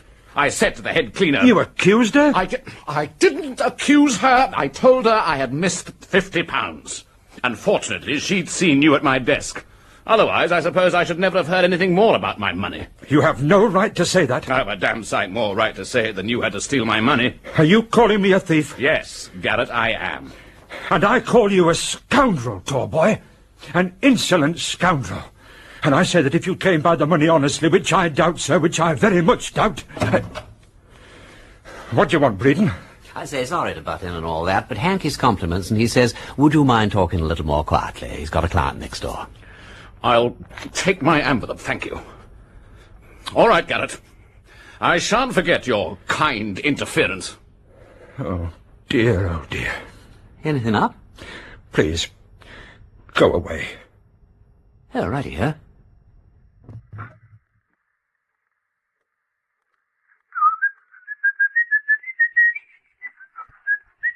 Oh, here's Mr. Breeden. Coffee, Mr. Breeden? Oh, hello. Oh, yes, please, rather. I say, have you heard the latest?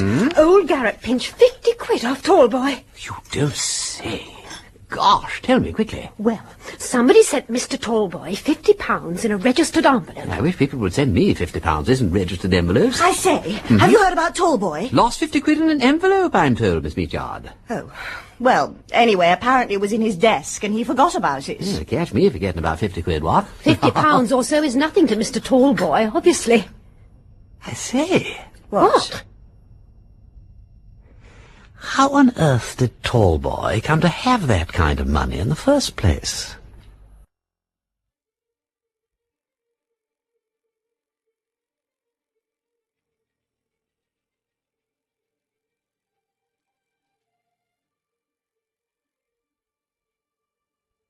Episode 4, Inexcusable Invasion of a Ducal Entertainment.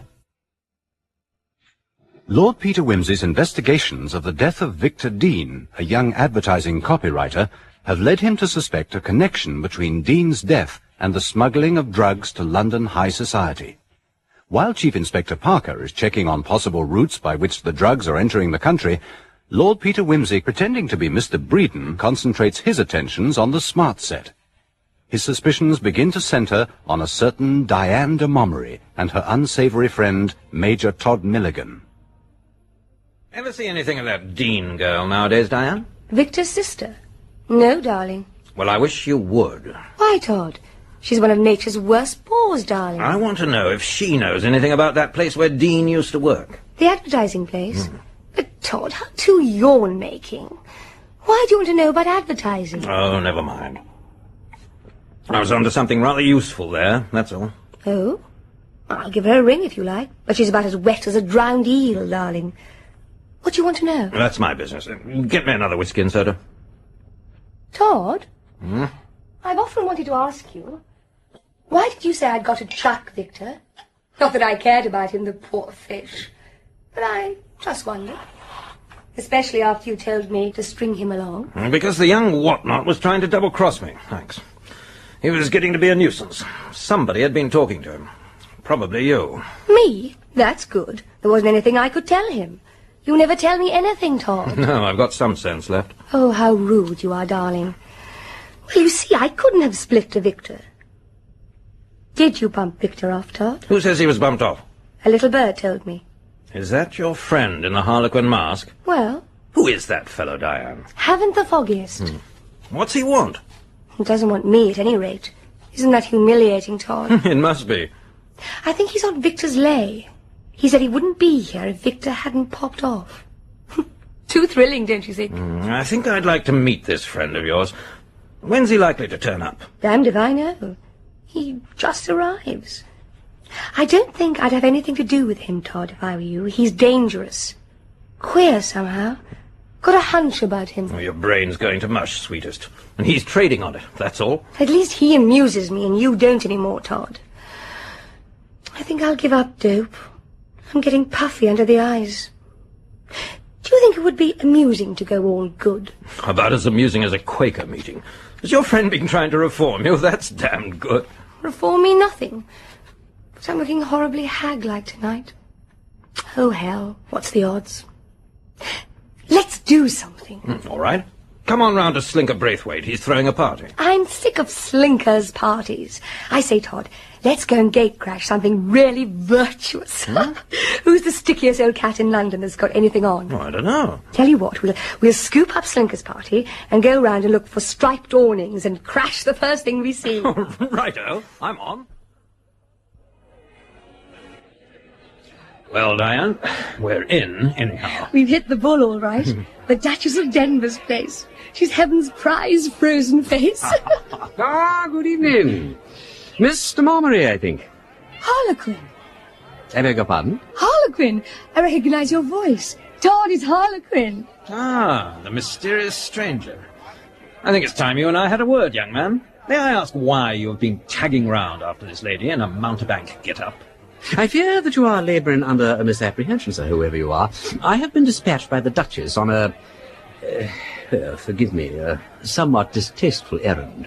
She regrets that she has not the honour of this lady's acquaintance, nor, sir, of yours, and wishes me to ask by whose invitation you are here. You do it marvellously, darling. We gate crashed on the dear old bird. Same as you did, I expect. So the Duchess inferred. I'm sorry, but I'm afraid I must ask you to leave at once. Oh, that's pretty good. I'm afraid it won't work. It may be a fact that we weren't invited here, but we aren't going to turn out for a nameless acrobat who's afraid to show his face. No, I think you must be mistaking me for a friend of yours. My name is Peter Wimsey. I am Denver's brother. But aren't you my Harlequin? Don't be such an ass. I know you are. I know that voice, and the mouth and chin. You know, this is very interesting. Is it possible? I fear it is. I think you must have encountered my unfortunate cousin, Breeden. That was the name. Ah, I'm glad to hear it. Sometimes he gives mine, which makes it deuced awkward. See here, Diane, you seem to have dropped a brick. You'd better apologise, and then we'll clear. Look, I'm sorry we crashed in and all that. One moment. I should like to hear more about this. Be good enough to come into the house for a moment, would you? What will you drink? Whiskies. Yes, I might have noticed. The abominable practice of putting whiskey on top of mixed drinks late at night is responsible for more ruined complexions and reputations than any other single cause. There is many a woman now walking the streets of London through putting whiskey on top of gin cocktails. Here, Tomlin, 2 stiff whiskies and a liqueur brandy, please. Very good, my lord. You perceive the true object of this hospitable gesture. I have established my identity by the evidence of the reliable Tom. Let us now seek a spot less open to interruption. I suggest the library. The Duke of Denver, being an English gentleman, possesses a library in all his houses, though he never opens a book. This is called fidelity to ancient tradition. The chairs, however, are comfortable. Pray be seated. And now, tell me all about your encounter with my scandalous cousin. Now, one moment. I think I know Debrett pretty well. I was not aware that you had a cousin called Breeden. It is not every puppy that appears in the kennel book. Please help yourself to smokes. You'll find the cigars passable, Mr. Milligan? Todd Milligan. Ah, the well-known Major Milligan. You have a residence on the river, I fancy. Charming, charming. His fame has reached me from time to time through my good brother-in-law, Chief Inspector Parker of Scotland Yard. A beautiful retired spot, I believe. Just so. I had the pleasure of entertaining your cousin there one night. Did he gatecrash you? Well, yes, that's exactly what he would do. Major Milligan, painful though it may be to me, I feel that I ought to warn you against that cousin of mine. He's definitely not nice to know. If he's been thrusting his attentions upon Mr. Mommery, it is probably with some ulterior object. Not that any man would need an ulterior object for such attentions. Mr. Mommery is an object in herself. Oh. Of course, you know the police are interested in my cousin Breeden. How thrilling. What for? For impersonating me, amongst other things. I cannot tell you in the brief time at our disposal the distress and humiliation I have been put to on Breeden's account.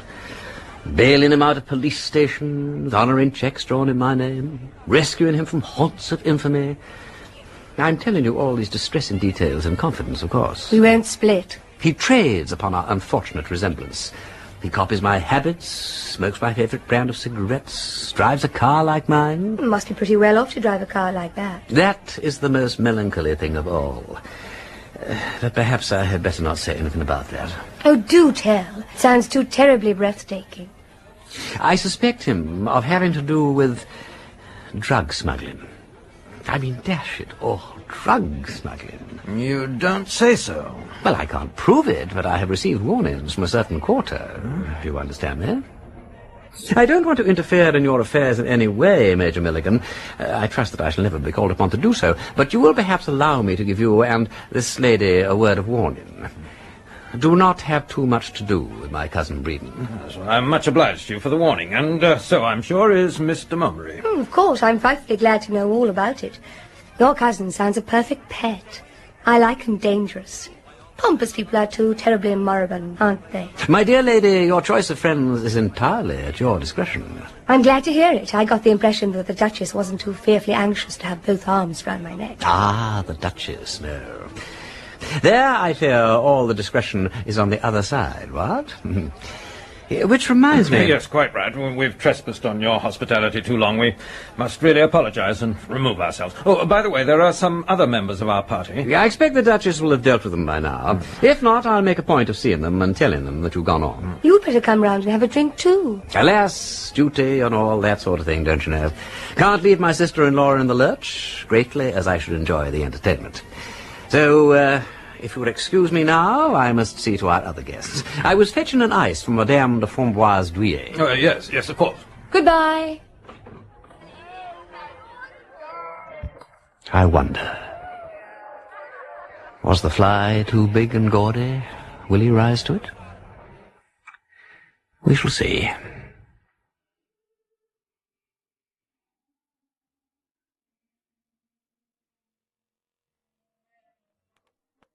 Yes? Ah, Willis. Hope I'm not disturbing you. No. Come in, Breeden. See here, Willis. I rather want your advice. Well, I know we don't seem to have hit it off very well, but since we both have to work in this place... It's my fault, Breeden. I fancy I owe you some sort of apology. I appear to have been mistaken. What exactly did you have against me? I never could make out what it was, to tell you the truth. I thought you belonged to Victor Dean's beastly doping and drinking crowd. And I thought that you were trying to get Miss Dean, in among them again. She tells me that that is not the case. But, oh well. What is the matter? I'll tell you what's the matter. You went and forced yourself on Miss Dean. God knows what you told her, and she won't tell me. You made out you were a friend of her brother's or something. Was that true to start with? Well, not quite as you put it. I made Miss Dean's acquaintance over a matter connected with her brother, but I never met him, and she knows that. Well, what had it got to do with him, then? I'm afraid I can't tell you that. You might be a dope merchant yourself. Well, I hadn't thought of that. But if I were, I doubt if I should need Miss Dean's introduction to that particular crowd. In fact, you can tell Miss Dean that my business is progressing very well, and that when I need her kind help again, I shall have no hesitation in calling her to my assistance. Now, is that all?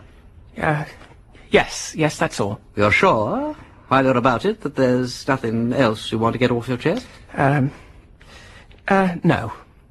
You don't sound very sure about it.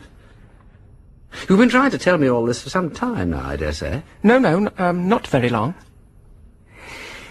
Willis, why did you come round to my house in Great Ormond Street the other night?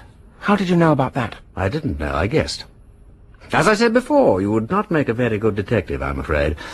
You lost this pencil on that occasion, I believe. A pencil? No, not that I know of. Where did you find that? In Great Ormond Street. Well, I don't think it's mine. I don't know.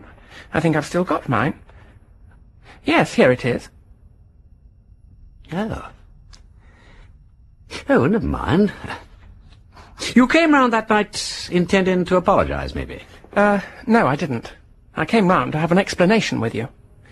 I wanted to bash your face in, if you must know. I went round there just before 10. And did you ring the bell of my flat? No, I didn't. No, I'll tell you why. I looked in your letterbox and I saw a letter there from Miss Dean and, well, I didn't care to go upstairs. I was afraid I might let myself go. I felt like murdering you. So, I went off and I wandered about until I was too done up to think. I see. You didn't make any attempt to get hold of me at all? No. Oh, that's that. Oh, it's quite all right, doesn't matter. I was only a little bit puzzled about the pencil, that's all. The pencil? Yes, I found it on the top landing, you see, just outside my door. I couldn't quite understand how it got there, that's all. Well, it wasn't me. I didn't go upstairs. How long did you stay in the house? Only a few minutes. In the front hall, downstairs, all the time? Yes. Well, then, it can't have been your pencil. Very odd, because these pencils aren't on the market, as you know. Well, perhaps you dropped it yourself. Perhaps I did. That seems the likeliest explanation, doesn't it? It's not of any importance. What did you want to ask my advice about, Breeden? About the old subject. Perhaps now that we've had this little explanation, you may find it easier to tell me what I want to know about Victor Dean. From his sister, I gather that he became infatuated with Diane de Montgomery. Diane de Montgomery finally shut down on him and sent him off home. That's true as far as it goes, I imagine. Except I don't believe Victor Dean was ever infatuated with the de Montgomery woman. Mm-hmm. I think he was flattered, and I think that he thought he could make something out of her. As a matter of fact, he was a mean little beast. Did she give him money? Yes, she did. But he didn't get much out of that, because he found that crowd so expensive to run with. He wasn't naturally one of that sort. He didn't enjoy gambling, though he had to do it to keep in with them. And he wasn't a drinker. In some ways, I'd have liked him better if he had been. He wouldn't dope, either. I expect that's why Miss de Montgomery got tired of him. Well, he must have had a pretty good reason for going round with the de Montgomery lot. As you say, they're expensive. Yes. He must have seen something remunerative in the distance. Exactly. Well, that's all rather by the way. What I wanted to know from you was this. Supposing he found out that somebody, say somebody in this office, as it might be yourself, had a skeleton in the closet, to use the pretty old metaphor. Was Victor Dean the kind of fellow to, well, dispose of that skeleton to the anatomist? Blackmail, you mean? Well, that's a strong word, but, call it that. I don't quite know.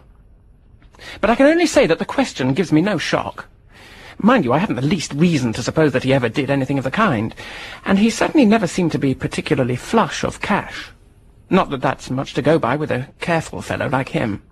Unlike Tallboy, he wouldn't have let wads of banknotes come tumbling out of his desk. You think the tumbling about of notes affords a presumption of innocence? Oh, no, not a bit.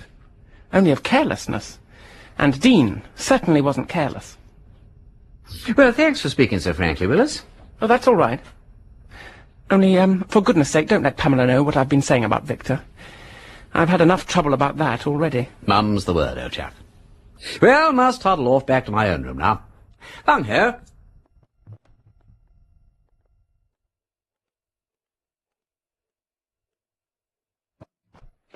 Hello, Tallboy.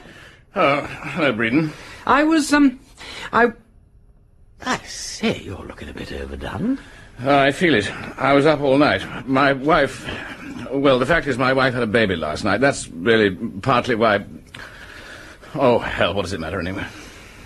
Oh, I quite understand, quite understand. Very weary in business. Why didn't you take the day off? Oh, no, I didn't want to do that. It's a busy day. Much better to occupy one's mind. Excuse me, sir. Yes, Tomkin, what do you want? Any letters to go, sir? Oh, no, thanks. Oh, yes, stop a minute. Yes, I've got one here. I've just got to address it. Lend me a pen one moment, Breeden. Yes. Thanks. Breeden, do you mind not reading over my shoulder? Oh, I beg your pardon. I'm so sorry. I was snooping. Beastly habit. One catches it in the typist's room, don't you know? Yes, that's all right. It's only a note to my stockbroker. A lucky man to have any stock to broke. Here you are, Tomkin. Very good, Mr. Tallboy. And so ends an exhausting day, eh?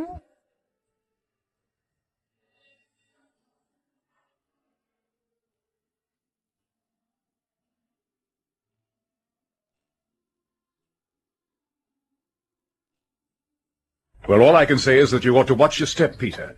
Paying social calls on Diane de Montmoret is one thing, but getting entangled with Milligan and his crowd's quite another. Why do you say that? Well, they're a dangerous lot.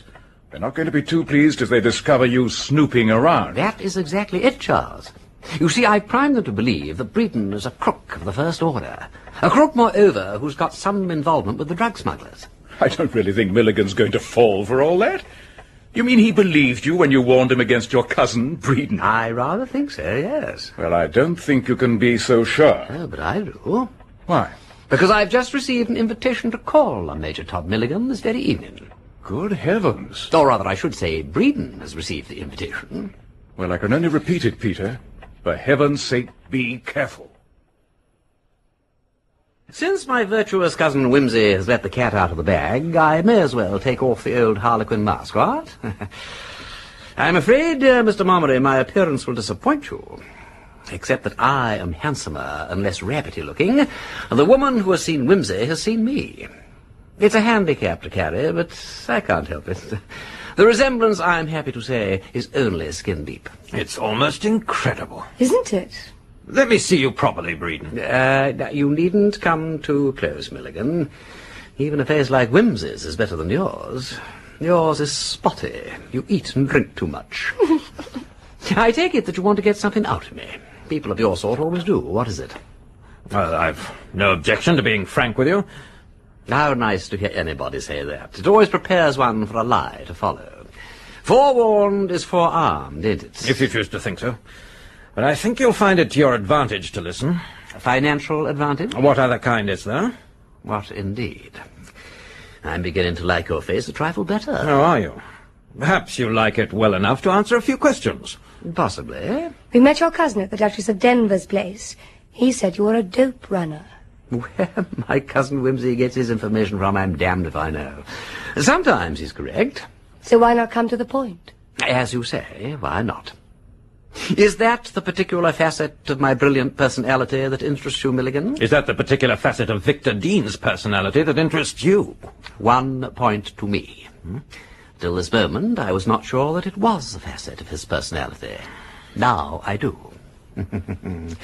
Dear me, how interesting it all is, to be sure. If you can find out exactly how Victor Dean was involved in that show, it might be worth something to you. And to me. Say on. Did you learn from Pamela Dean what her brother's job was? Yes, of course. He wrote advertising copy at a place called Pimm's. There's no secret about that. That's just what there is. And if that infernal young fool hadn't gone and got killed, we might have found out what it was and done ourselves a lot of good. As it is, I don't believe you know even as much as I do about the fella. I don't. I never met him in my life. But I know a good deal about Pimm's Publicity Limited. How? I work there. Since when? Since Dean's death. Because of Dean's death, do you mean? Yes. How did you get onto it? I received information, as my dear cousin Wimsey's police pals would say, that Dean was onto something fishy about Pimm's.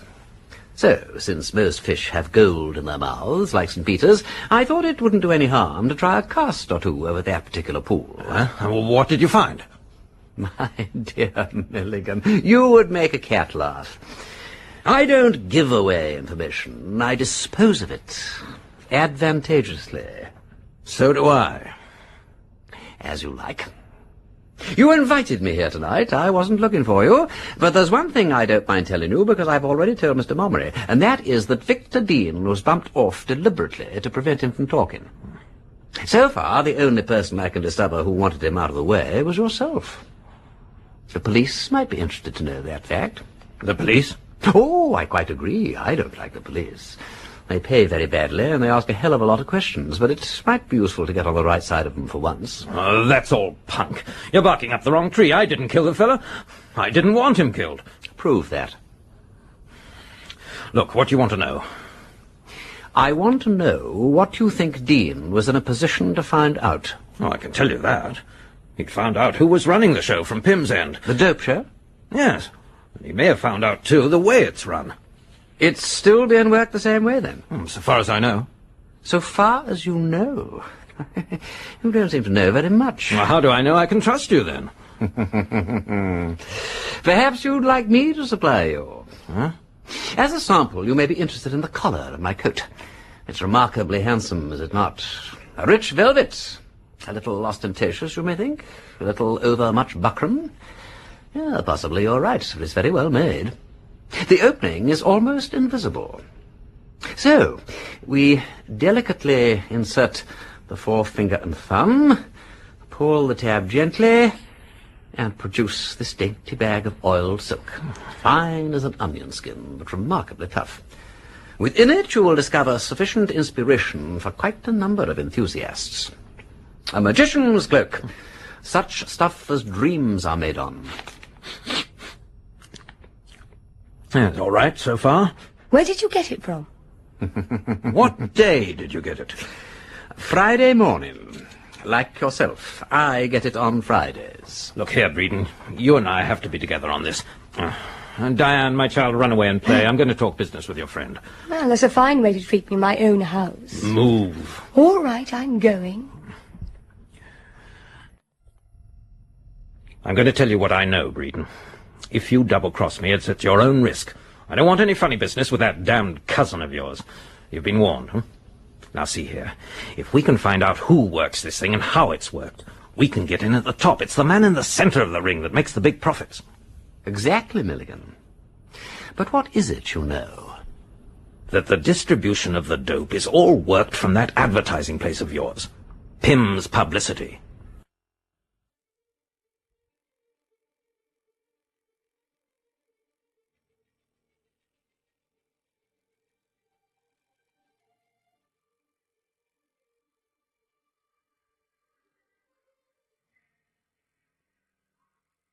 Episode 5. Sudden decease of a man in dress clothes. Lord Peter Wimsey has uncovered a link between the death of Victor Dean, a copywriter with Pimm's Publicity, and Major Todd Milligan, an unsavoury member of London's smart set. Wimsey suspects that Milligan's house is being used for the distribution of illegal drugs. Pretending to be Mr. Breeden, an unscrupulous copywriter from the same office as the late Victor Dean, Wimsey succeeds in gaining the confidence of Todd Milligan. All right, Breeden, here's what I know. The distribution of the dope is all worked from that advertising place of yours, Pimm's Publicity. How fascinating, Milligan. And how do you know? I found it out from a man who's dead now. I was dining with him one night at the Carlton. He was a bit lit up. A chap came in with a party, and this man said to me, "Know who that is?" "Not from Adam," I said. "Well, it's old Pimm," he said, "the publicity agent." And then he laughed and said, if he only knew what his precious agency was doing, he'd have a fit. "Well, how's that?" I said. "Why," said he, "didn't you know all this dope traffic is worked from there?" Naturally, I started to ask him how he knew and all about it. But he suddenly got an attack of caution, and I couldn't get another word out of him. The next evening, he was run over by a lorry and killed. How remarkably well timed. Yeah, I thought so myself. Made me rather nervous. But how does Victor Dean come into it? There I dropped a bad brick. Diane brought him along one evening, and when Diane introduced Dean and said he worked at Pimm's, I thought he must be the man. But apparently he wasn't. But I'm afraid he got an idea about the thing from me. And after a bit I found out he was trying to horn in on my show, and I told Diane to shut down on him. And shortly after that, he fell down a staircase. Yes. But I didn't push him down, you needn't think that. I didn't want him snuffed out, I only wanted him kept out of the way. Dean was too much of a chatterer. So, what you want, I take it, is the way the trick's worked, and the name of the man who works it. Well, I dare say I can find that out for you. How about terms? Well, my idea is that we use the information to get into the inside ring ourselves, and each strike our own bargain. Just so. Well, it's been a jolly useful little talk. I'll be in touch with you, Milligan. Goodbye.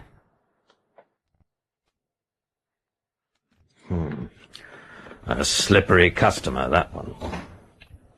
Have you fixed things up with him, Todd? Yes. He's a twister, Diane, but I'll make him see it'll pay him to be straight with me. You had much better leave him alone. Oh, you're talking rubbish. I warned you. Not that I care a damn what happens to you. You're getting on my nerves, Todd. It's going to be great fun to see you come to smash. But you'd better keep off that man. Thinking of selling me, are you? Why do you have to be so vulgar, Todd? Oh, what's the matter with you, then? I'm frightened, that's all. It's unlike me, isn't it? Frightened? Of that advertising crook? Really, Todd, you're a fool sometimes. You can't see a thing when it's under your nose. It's written too big for you to see, I suppose. You're drunk. Just because you haven't managed to get off with this joker of yours... Shut up! Get off with him. I'd as soon get off with a public hangman. I dare say you would. Any new sensation would do for you. Well, what do you want, Diana? A row? Because if so, I'm afraid I can't be bothered to oblige you. No. I'm through with you, that's all. I'm cold. I'm going to bed. Todd? What? Did you kill Victor Dean? I did not.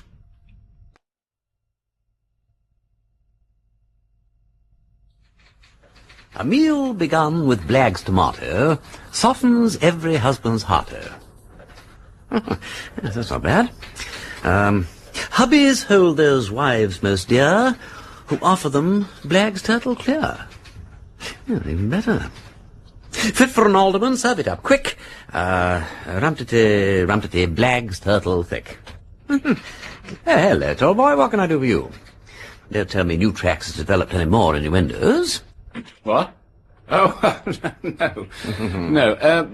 Do you play cricket, Breeden? Well, I used to play for Ox. I played a good deal of country house cricket in the old days, don't you know? But I am rapidly qualifying to be called a veteran. Why?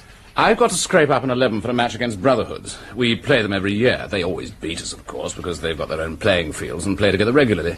But Pimm likes it to be done. He thinks it fosters fellow feeling between client and agent and all that sort of thing. Yeah, when does he come off? Saturday fortnight. Well, I dare say I might be able to keep my end up for a bit if you can't get anybody better. You anything of a bowler? No, nothing, I'm afraid. Better with the willow than the leather, eh? Well, I suppose so, yes. Right.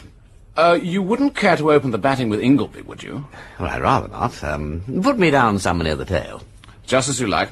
Who captains this 11? Well, I do as a rule. At least we always ask Hankin or Pimm, just out of compliment, but they generally decline with thanks. Well, righto. I'll just buzz round and see that the others are okay.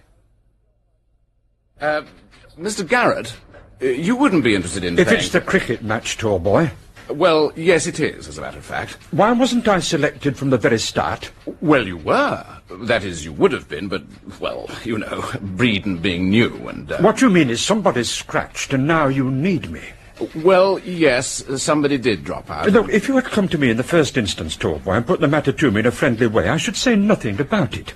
I like Mr. Breeden, and I appreciate that he's had advantages that I haven't had. He's a very gentlemanly fellow, and I should be very happy to make way for him. But to drop me just like that and then come running... I do not care for having things done behind my back in a hole-and-corner fashion. Come, Garrett, you're not Jack Hobbs, you know.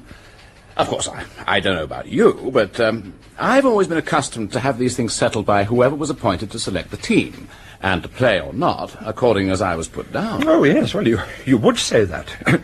I'm quite aware, Torbo, that I never was at a public school, but that is no reason why I shouldn't be treated with ordinary common courtesy. And from those who have been to real public schools, I get it what's more.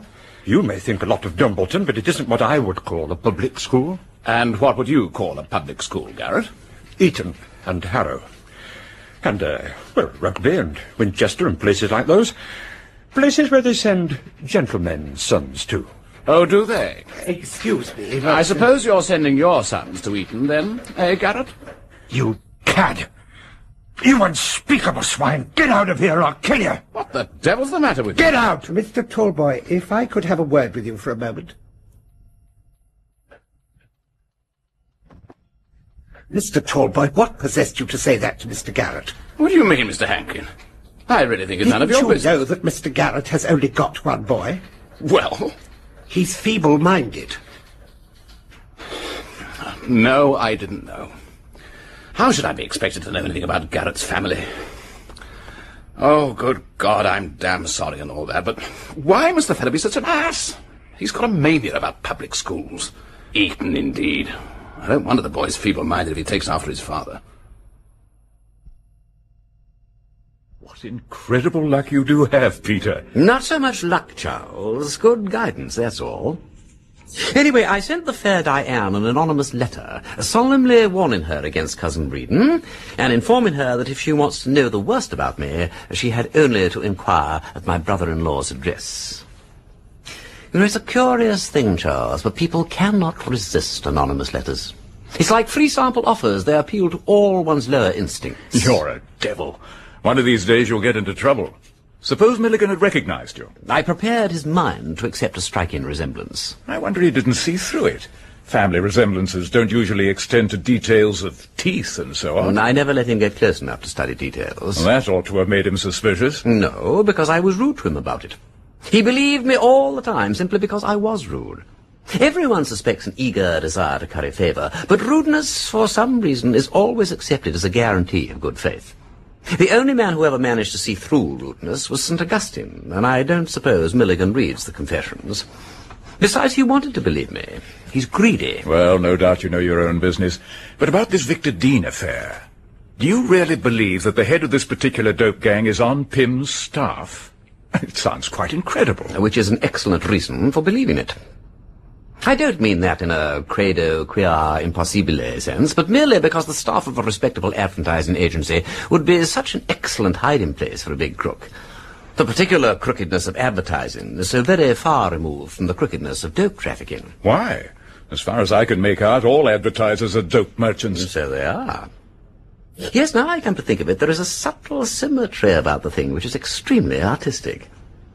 All the same, Charles, I must admit that I find it difficult to go the whole way with Milligan.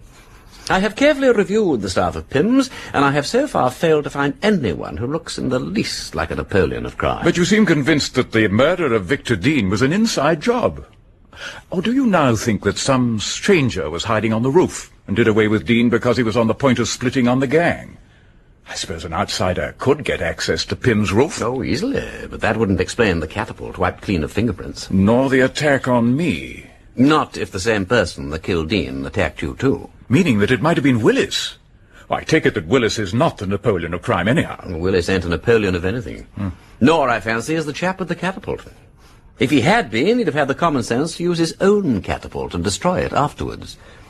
As I see him, Charles, he is a person of considerable ingenuity but limited foresight. A person who snatches at the first thing that is offered him and does his best with it, but lacks just that little extra bit of consideration that would make the thing a real success. He lives from hand to mouth, as you might say. I dare say I could spot him without much difficulty, but that's not what you want, of course, is it? You'd rather have the Napoleon of the dope traffic, wouldn't you? If he exists, that is. Exactly. Oh, by the way, we've had one lead. Could be interesting. Chap by the name of Hector Punchin. What an odd name. The whole business is darned odd. This chap Punchin, who's a reporter with the Morning Gazette, goes into a Covent Garden pub called the White Swan. There he chances upon an extremely drunk gentleman in dress clothes who proceeds to barge into him, cling onto him for support, and generally paw him pretty thoroughly all over. Unpleasant. Well, young Punchin didn't think much about it until he got home and found a packet of white powder in his pocket. He assumed it was bicarb of soda or something. Well, of course, it wasn't. And he thinks the drunken gentleman in dress clothes popped it into his pocket? Exactly. Now, either it was just a drunken mistake by some dope maniac, or else Punchin accidentally stumbled on a whole distribution system. Possibly. Ah. The thing is, What are we to do? We could raid the pub, of course, but I don't think that would be advisable. We probably shouldn't find anything, and we should merely give the alarm to no purpose. We want the top people. Or take even this man Milligan, who's a pest to the first water. Suppose we punish him here and now. They'd only start again with a new distributor and a new house for him to run his show in, and what would anybody gain by that? Exactly. But how much better off will you be if you catch the man above Milligan? The same thing will apply. I don't know, Peter.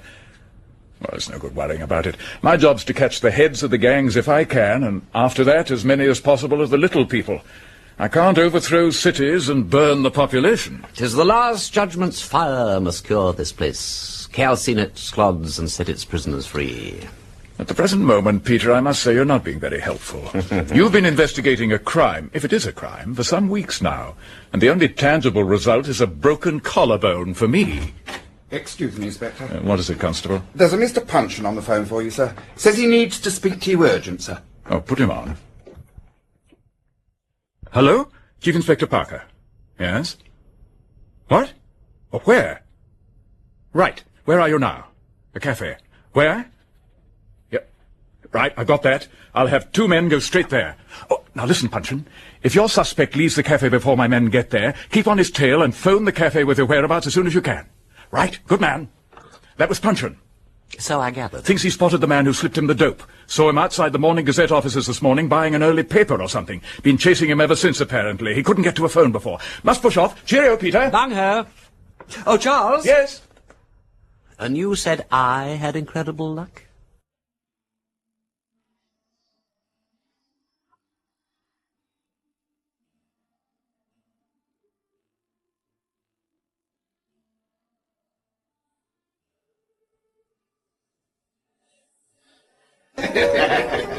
Well, according to the note, Sergeant, Puncheon's had his breakfast in this cafe, and he's off again. Says he'll phone us here as soon as he gets a chance. He thinks the man knows he's being followed. There, that's an amateur all over. Of course he lets the bloke know he's being followed. If one of those newspaper fellas was a blue bottle and had to follow an elephant, he'd get buzzing in the elephant's ear so as he'd know what he was up to. That's very good, Sarge. Sergeant Lumley to you, Constable. 10 to 1 punch to losing for keeps now. Getting us pushed off here without our breakfasts. Well, there ain't no reason why we shouldn't have our breakfasts, seeing as we are here. Oh, I don't mind if I do. If only we're allowed to eat our kippers in peace. But you mark my words, you'll start ringing up again before we has time to swallow a bite. Parker says that if Puncheon rings up from somewhere else, we better take a taxi. Oh, and my kippers? Top. Save time, he says. How's he think we're going to pick up a taxi here? Nothing but blinking trams. Oh, order the taxi now, so's to be in readiness, like. What? And have it ticking up the threepences for nothing? Think they'll call that legitimate expenses? Not half. You pay that out of your own pocket, my man. That's what they'll say, the lousy skinflints. Well, have your grub. I hope it's a good kipper, that's all. Looks oily, it do. Hope it's cooked. Eat a kipper what ain't properly cooked through and you get kipper on your breath for the rest of the day. Ow. Beats me why God Almighty wanted to put such a lot of bones into them things. You didn't ought to question the ways of God Almighty. You keep a civil tongue in your head, my lad, and don't go forgetting what's due to my position. Well, there ain't no position in the eyes of the Almighty. If it pleases him to make you a sergeant, that's one thing. But it won't do you no good when you comes before him to answer to the charge of questioning his ways with kippers.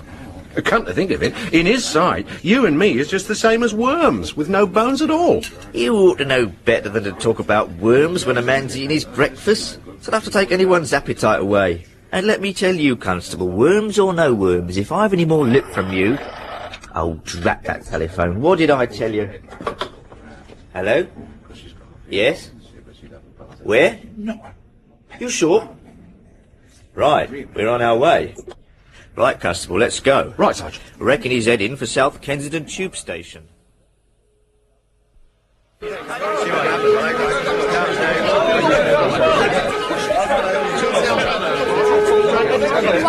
stand aside now, please. Officers of the law. Where's a doctor? Eagle, send for a doctor, quick, and ring Parker. Right, Sarge. You, tell the station master to turn off the electricity. Hurry up. Well, this one's going to be all right. Oh, I reckon the other one's done for, though. He's coming round. How are you feeling now, sir? Bloody. What happened? Why, sir, a poor gentleman fell off the platform and took you with him. Oh, yes, of course. Is he all right? Afraid not, sir. Here, take a pull of this, sir. Brandy. Gently now. Easy. That's it. That's better. All right, don't fuss. Come on now, stand back there, right back. Limbs all correct. Head apparently sound, though it aches like hell. Ribs? Not so sure about those. Something gone there, I'm afraid. Pelvis intact, thank goodness. The doctor will be here in a minute, sir. Doctor be damned. I'm a doctor myself. Spine's all right. I don't think anything's broken to speak of. Oh, very glad to hear that, sir. It's the footboard of the train that got me, I fancy. I remember being rolled round and round like a pat of butter between two what's-its-names. And I saw the wheels of the train get slower and slower and stop, and I said to myself, this is it. You're for it, my lad. Time's stopped. And this is eternity. But I see I was mistaken. Happily so, sir. Wish I'd been able to stop that other poor devil, though. Dead, is he? Yes, sir. Very. Now, if you could just tell me, sir, exactly how all this occurred. Damned if I know myself. All I know is I was standing just about here when the fellow passed me. I noticed he was looking rather queer. Heart subject, I should think. He suddenly stopped and then came towards me. I caught hold of his arm, and then he lurched over with all his weight and dragged me over with him. And then I can't remember anything but the noise of the train and the tremendous size of the wheels and the feeling of having the breath squeezed out of me. I must have dropped him, I suppose. Oh, no wonder. Now, if I could just have some details, sir. Your name? My name's Garfield. Dr. Herbert Garfield. You all right, sir? Yes, I'm all right. I can stand. Here's my card, if you should need to contact me. Oh, very well, sir, if you feel certain. Yes, thank you. I do. All right, stand back there now. Inspector Parker's on his way, Sarge. Yes, but where on earth is Punchin? How's Punchin, by the way, Charles? Still unconscious. Got slugged rather badly. We're obviously dealing with a gang that's totally ruthless. Yes, I'm inclined to agree. And the drunken gentleman in the dress clothes was well and truly mangled by the train, Not much doubt about that, I'm afraid. Punchin lost him near the station, and Lumley and Eagles arrived just after he'd fallen onto the tracks. Fallen? What do you mean by that? Well, when a man you've been chasing elaborately all over London has the impudence to be killed just when you are on the point of catching him, when he turns out to have no tailor's name on his clothes and nothing to identify him by, when his face is smashed into a pulp so you cannot usefully circulate his photograph, well, it's all extraordinary bad luck, ain't it? All we've got to go on is a laundry mark on his shirt. No doubt we shall end up by having to circularize the laundries. This, I presume, is his top hat. Mysteriously uninjured. Oh, it had rolled beyond the train onto the farther line. Ah. And here again the maker's gold imprint, you see, has been removed. How absurd, Charles. I mean, one does not, well, at least you and I and this gentleman do not, consider the brand to be the guarantee of quality. For us, the quality guarantees the brand. There are two hatters in London, Charles, who could have made this hat. You have doubtlessly already observed that the crown is markedly dolichocephalic, while the curve of the brim is also characteristic. Send one of your sleuths to each of these establishments and ask for the customer with the elongated head who has a fancy for this type of brim.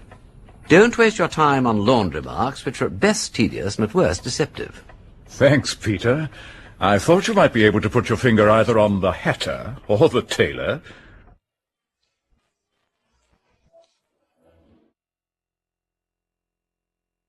So you see, Breeden, unless we come up with a really fresh campaign to sell whifflets, their rivals are absolutely going to run away with the market. Yes, I see that, Mr. Hankin, but what is it exactly that Puffin cigarettes are doing that's wreaking all this ghastly havoc?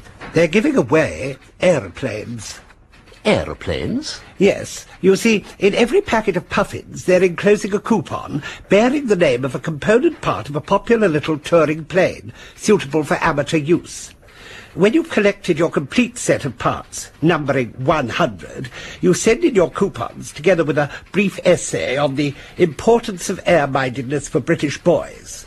The writer of the best essay each week becomes the recipient of a private plane, and a course of free instruction enabling him or her to take out an air pilot's certificate. Good gracious me. Well, as you've probably seen, the scheme is supported by heavy advertising.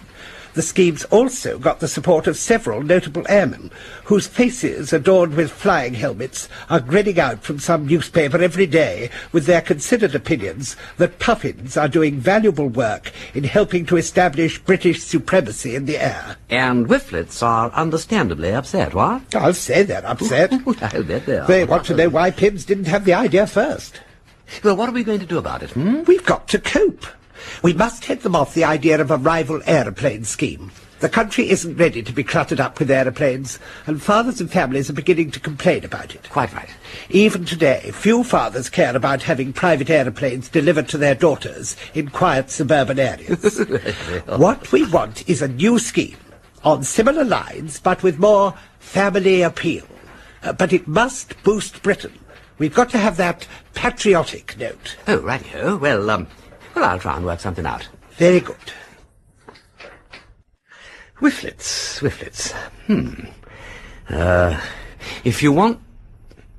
No, that's no good. Now, let me see. If that's what you want, you can whistle for it. Oh, I say, that's not bad. Or perhaps, oh, yes, even better. All You Want by Whifflin. Yes, that might work.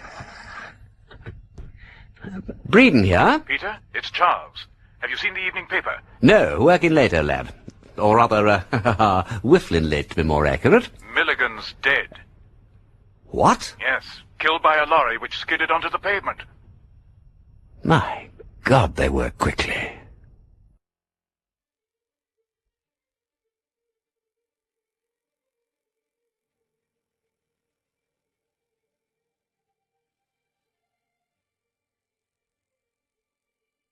Episode 6. Appropriate Exit of an Unskilled Murderer. Lord Peter Wimsey's investigations have led him to believe that a system of drug smuggling is being coordinated from an advertising agency called Pimm's Publicity.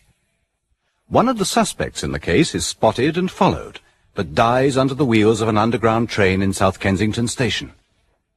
Lord Peter Wimsey suspects that a Dr. Garfield, who was on the scene at the time, is far from being an innocent spectator.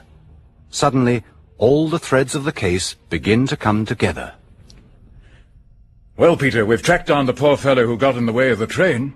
Name of Mountjoy. Lived alone in a neat little bachelor flat. Seems to have been a gentleman of independent means, as the commissionaire put it. But who was he? What was he up to? Why did he have to be suppressed? It's pretty clear what he was up to. He was engaged in the dope traffic, and he was suppressed because he'd been fool enough to let our reporter friend Puncheon recognize and follow him. But where's the dope? Oh, really, Charles? Mountjoy was going to fetch the dope. Haven't you yet grasped that he is part of the Milligan crowd, and that Friday is their day for distributing the stuff? The Milligans get it on Friday and give house parties on Friday and Saturday nights when it goes into the hands of the actual addicts. It is rather surprising, though, that Garfield and Co. left Mountjoy's flat alone. Are you quite sure there were no visitors on the day Mountjoy was killed? Oh, yes, I checked that carefully with the servants. No one at all, apart from the post office man to bring the new telephone directories. The what? Telephone directories. In the plural? Yes, he brought 2 new volumes. Charles, that is it! What's what? The fellow who brought the new volumes and took the old ones away. The man was obviously a charlatan. Since when, Charles, has the post office taken to get in both volumes of the London Directory out at once? By Jove! Ring up now and find out when the post office last changed the telephone directories in Mountjoy's area. Well, Peter, the area where Mountjoy lives received their new L to Z volume a fortnight ago. The new A to K volume isn't due to be issued yet. Then that settles it. Our friend Mountjoy kept his secrets in the telephone directories. That's why the gang wanted them to remove the evidence. Now then, where do all good telephone directories go when they die? The pulping mills, probably. And the last legitimate post office exchange of the L to Z volumes was made a fortnight ago. Do you know there is a chance that it hasn't been pulped yet? Get on to it, Charles, get on to it. There is also a chance that it was marked. You may be right. It's a chance, as you say. Oh, that's about 500 telephone directories we've checked now, Peter, and there still isn't one that looks in any way of use to us. Now, wait a moment, Charles, wait a moment. Truno, I think this is the one. What is it? Look, a whole list of public houses in central London have been ticked off. 3 in the middle L's, 2 near the end of the M's, 1 in the N's, 1 in the O's, and 2 in the middle of the W's. The 2 in the W's are the White Stag in Wapping and the White Stoat off Oxford Street. The next W after that, Charles, is the White Swan in Covent Garden.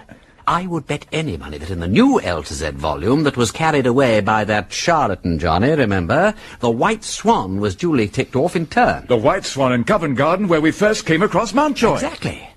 Now, I am making rather a long cast, but I suggest this. The stuff comes up to London on a Thursday. It is taken to whichever pub stands next on the list in the directory. 1 week it will be a pub with a name in A, say Anchor. Next week it will be a B, the Bull and Dog or the Bricklayer's Arms. The week after that it will be a C, and so on to W, X, Y, Z if there are any.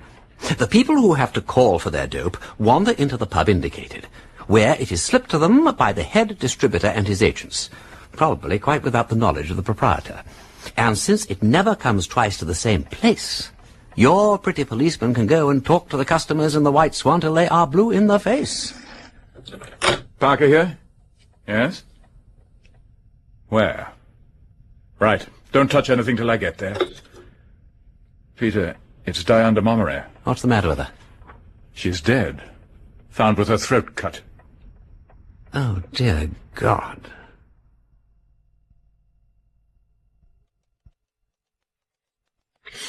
You know, what I don't understand, Miss Meatyard, is where Mr. Tallboy gets all his money. I mean, I still can't think where that £50 in the envelope came from. Perhaps he did rather well with his stockbrokers. You know, the famous firm of Smith, Smith, Smith, Smith and Smith Unlimited. I don't know what the directors would think if they knew about him and his £50. Directors are the last people to hear anything about the staff. Otherwise they wouldn't be able to stand on their hind legs at the staff dinner and shoot off speeches about cooperation and all being one happy family. Which reminds me, I wonder how much the directors know about our Mr. Breeden. Do you mean, Miss Meatyard? Well, you know, there are a few things about Mr. Breeden that don't add up. And what's more, I've begun to realise he bears an uncanny resemblance to someone whose photograph was all over the papers a few years back. Oh, in connection with some ghastly murder or something. Now, where's that copy of Who's Who? Oh, yes, got it. I hardly think you're going to find Mr. Breeden in the pages of Who's Who. I'm not so sure. Let's see, what was the name? Wimsey. Yes, W. Now listen to this. Wimsey. Peter Death Breeden. Lord, DSO, born 1890. Good heavens. Second son of Mortimer Gerald Breeden Wimsey, 15th Duke of Denver, and Honoria Lucasta, daughter of Francis Delgado of Bellingham Manor, Bucks. Education, Eton College and Balliol. Oh, dear, Miss Meatyard. What are we going to do? I think the best thing we can do is leave well alone. Let's keep this strictly to ourselves for the time being, Miss Rossiter.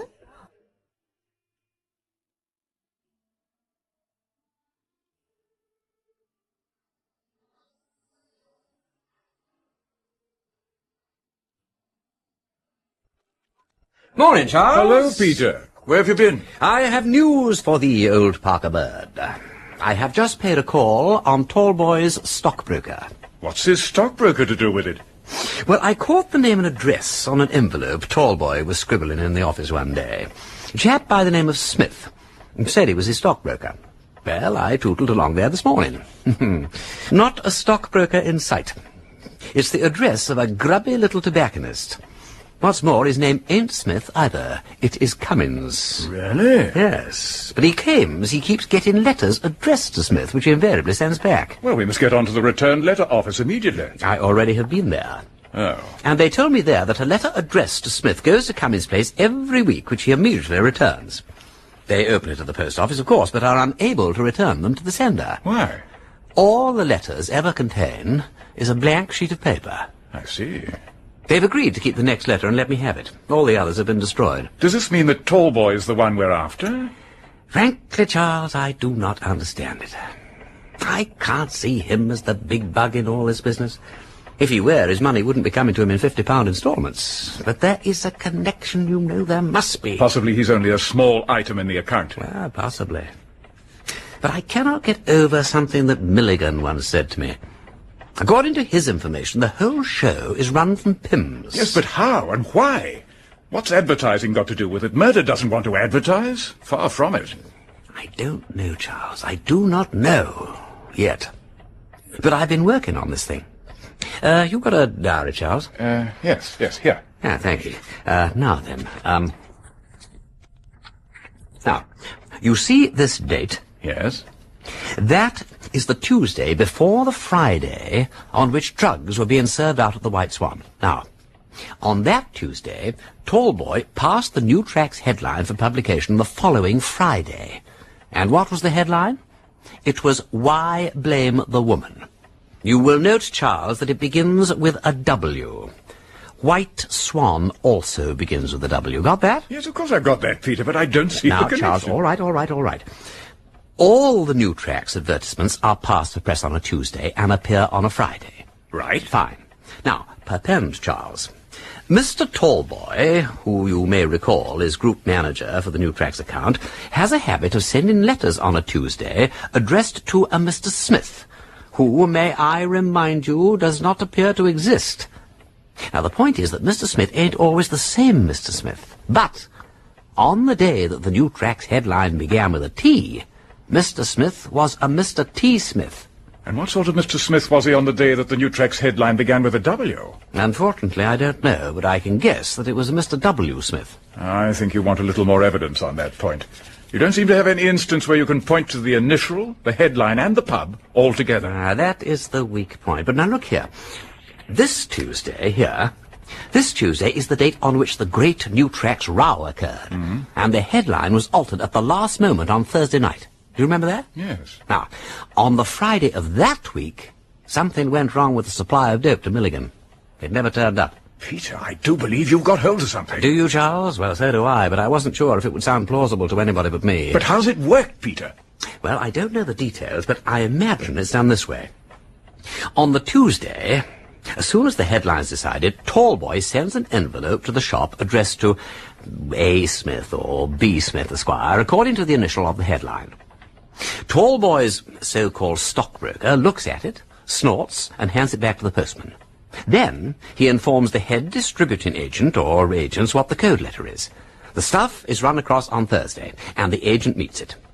Then he gets the London telephone directory and looks up the next pub on the list whose name begins with the letter which our stockbroker friend has told him.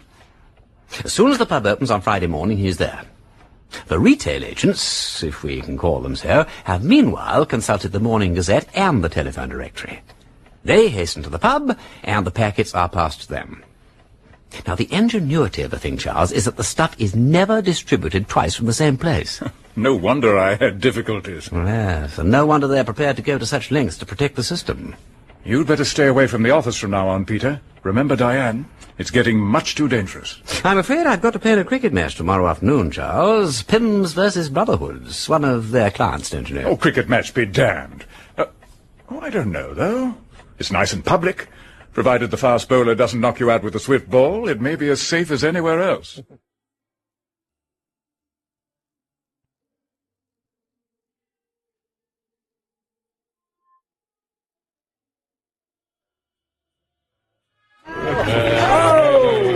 Well played, sir. Pretty, sir.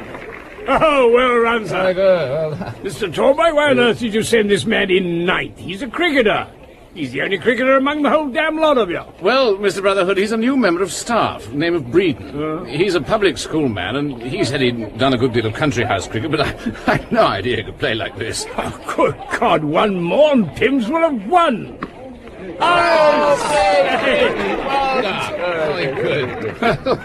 Mr. Brotherhood, I've never seen anything like it. Haven't you? Oh, well, now, I've been watching cricket, man and boy, for 60 years, and I've seen something very like it. Let me see. Before the war, that would be the Varsity match of 1911. No, 1910. Tallboy, what did you say that fellow's name was? Breeden. Beautifully played, sir. Beautifully Well done, played. Breeden. Well done. You won the game. Wait a minute. Pardon me. The name's just come to my recollection. Aren't you Wimsey of Balliol? What? Didn't I see you play for Oxford 1911? Peter Wimsey of Balliol. Lord Peter Wimsey. Yes, that's it. Wimsey? Yes. Did you say Wimsey? Yes. But I thought your name was Breeden. It is, Mr. Tallboy. Breeden is my name. Nonsense, Wimsey. I remember you distinctly. Excuse me, would you? Do you mind? A mustache.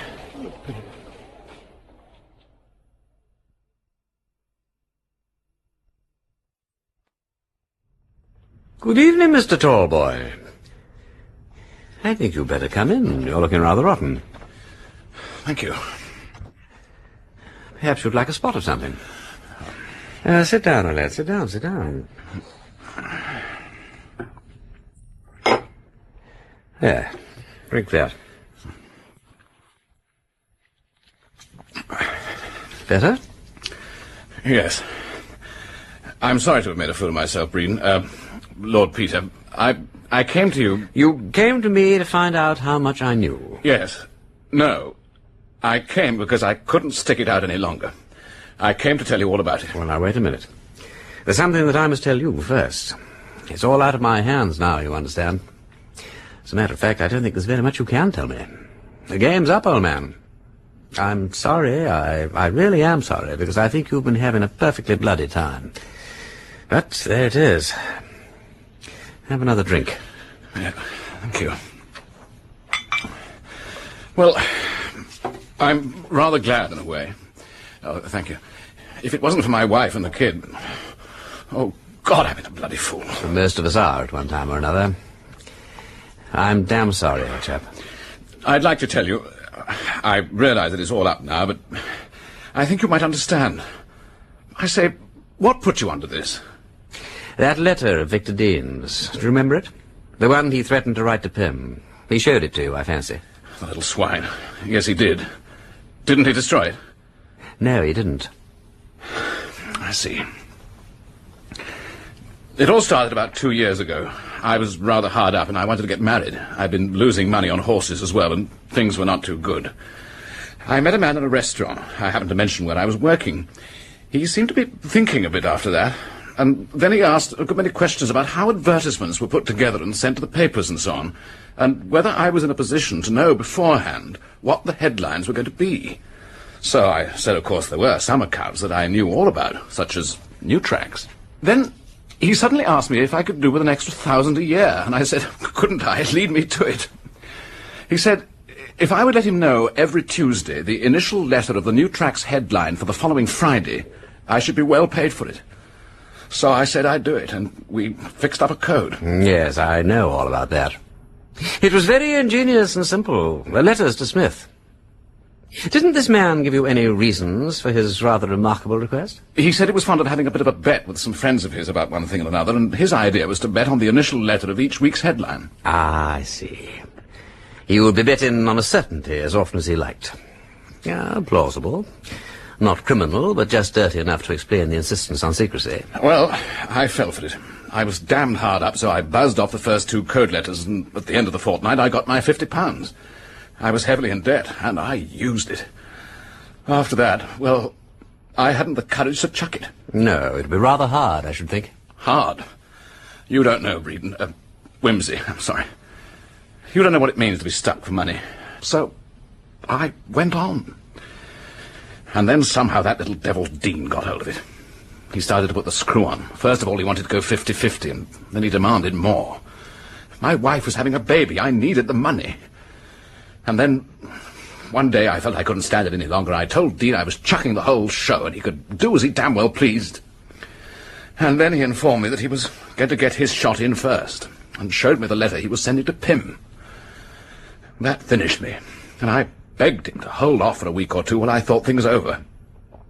What happened about that letter exactly? His sister found it amongst his things and sent it on to Pimm, and he engaged me, through a friend, to inquire into it. Ah. Perhaps I had better tell you the next bit. You thought it over and decided that Victor Dean was a wart and a scab, and would be no great loss to the world.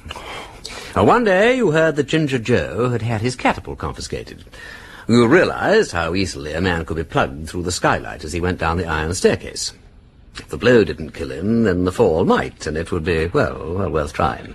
You really do know all about it, then? I'm afraid so. Well, then the day came for putting Dean away. A nice, bright day when all the skylights were open. Then you went up onto the roof with the catapult.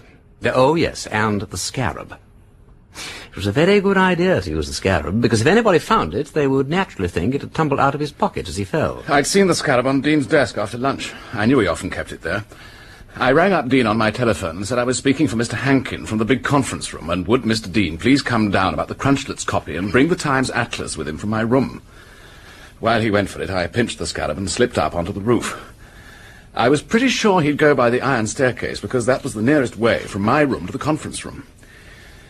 Anyway, he came along all right, and I shot at him through the skylight when he was about 4 steps down the staircase.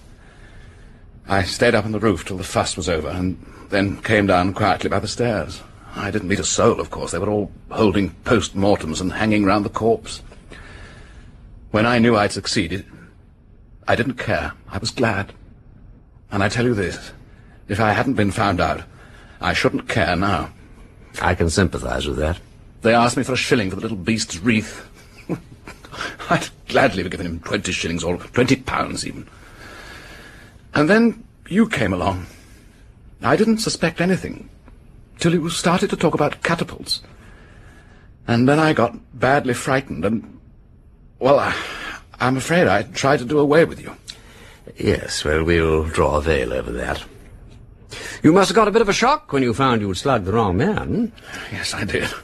Well, I suppose that was when you shone a torch or struck a light or something and saw Pamela Dean's letter. Yes, I knew her writing. I'd seen it in Dean's room, and I knew her writing paper, too. Ah. Willis had told me that you and Pamela Dean were thick as thieves. I thought the letter might be telling you all about Dean and me. I didn't know quite what I thought, to tell you the truth. Then, when I found out my mistake, I got frightened and thought I'd better not try again. I was expecting you. When nothing came of it, I began to think it hadn't been you at all, but somebody else. Did you know by then that the other thing was me?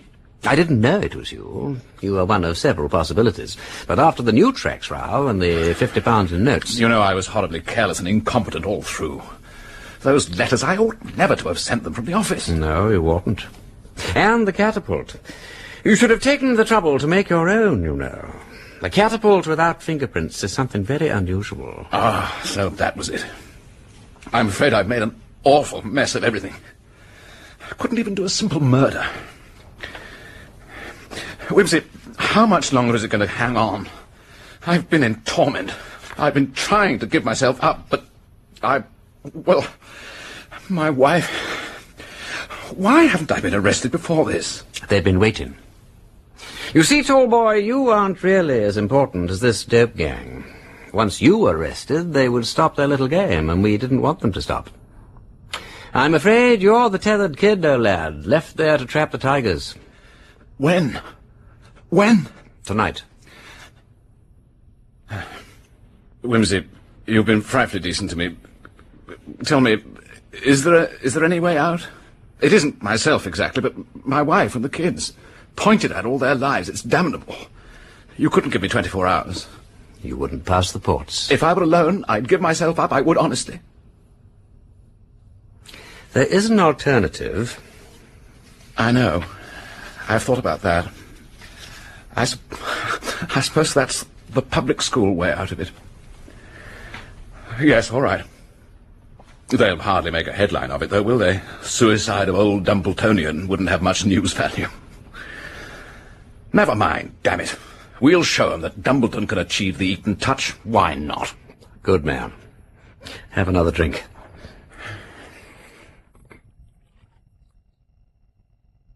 I think there is one other way out. What? It won't help you, but it may make all the difference to your wife and family. How? They need never know anything about all this. Nothing. Nobody need ever know anything. If you do as I tell you. My God, Wimsey, what do you mean? Tell me quickly, I'll do anything. It won't save you. Oh, that doesn't matter, tell me. If you go to the window you will observe a man waiting outside in the shadows. Yes? He must have followed you here. You'll have had his instructions. Go home now. Go on foot. Not too fast. And don't look behind you. I understand. Very well. Quickly, then. Good night. And good luck. Thank you, tall boy. Good night.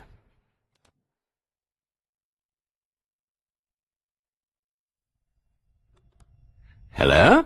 Peter? Bagged the whole crew. We let the other stuff go up to town. What do you think it went as? Traveller's samples. One of those closed cars with blinds all round. That's where they made it into packets, then? Yes. We watched our man into the stag. Then we pulled in the motorboat and the car.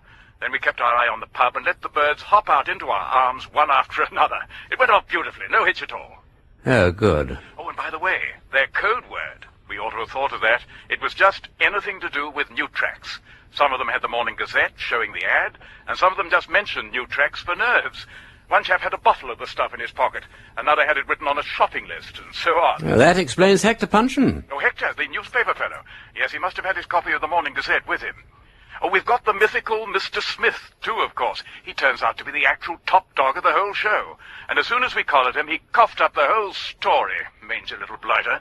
Oh, that doctor fellow who shoved Mountjoy under the train is in it, too. We've got definite information about him. Lovely. Simply lovely. What's the matter? You sound a bit peeved. Hang on a minute until I've cleared up here, and we'll go somewhere to celebrate. Not tonight, Charles, if you don't mind. I don't feel quite like celebrating tonight, I'm afraid.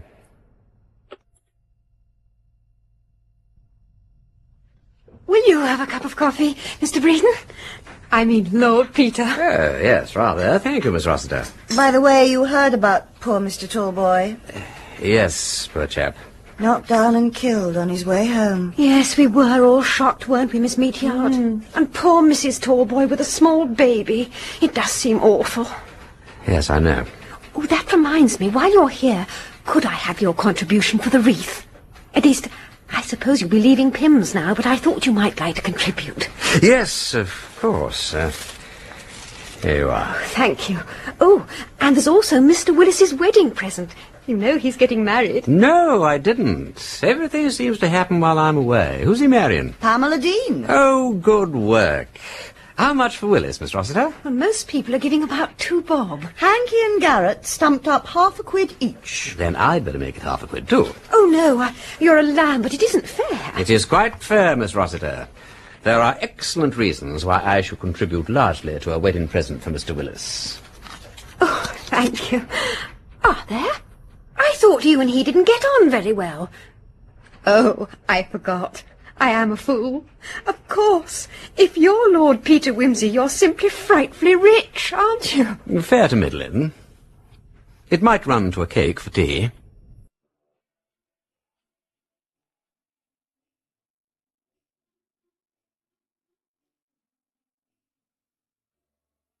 And that, dear listeners, was Murder Must Advertise, a case where bright slogans hid dark secrets.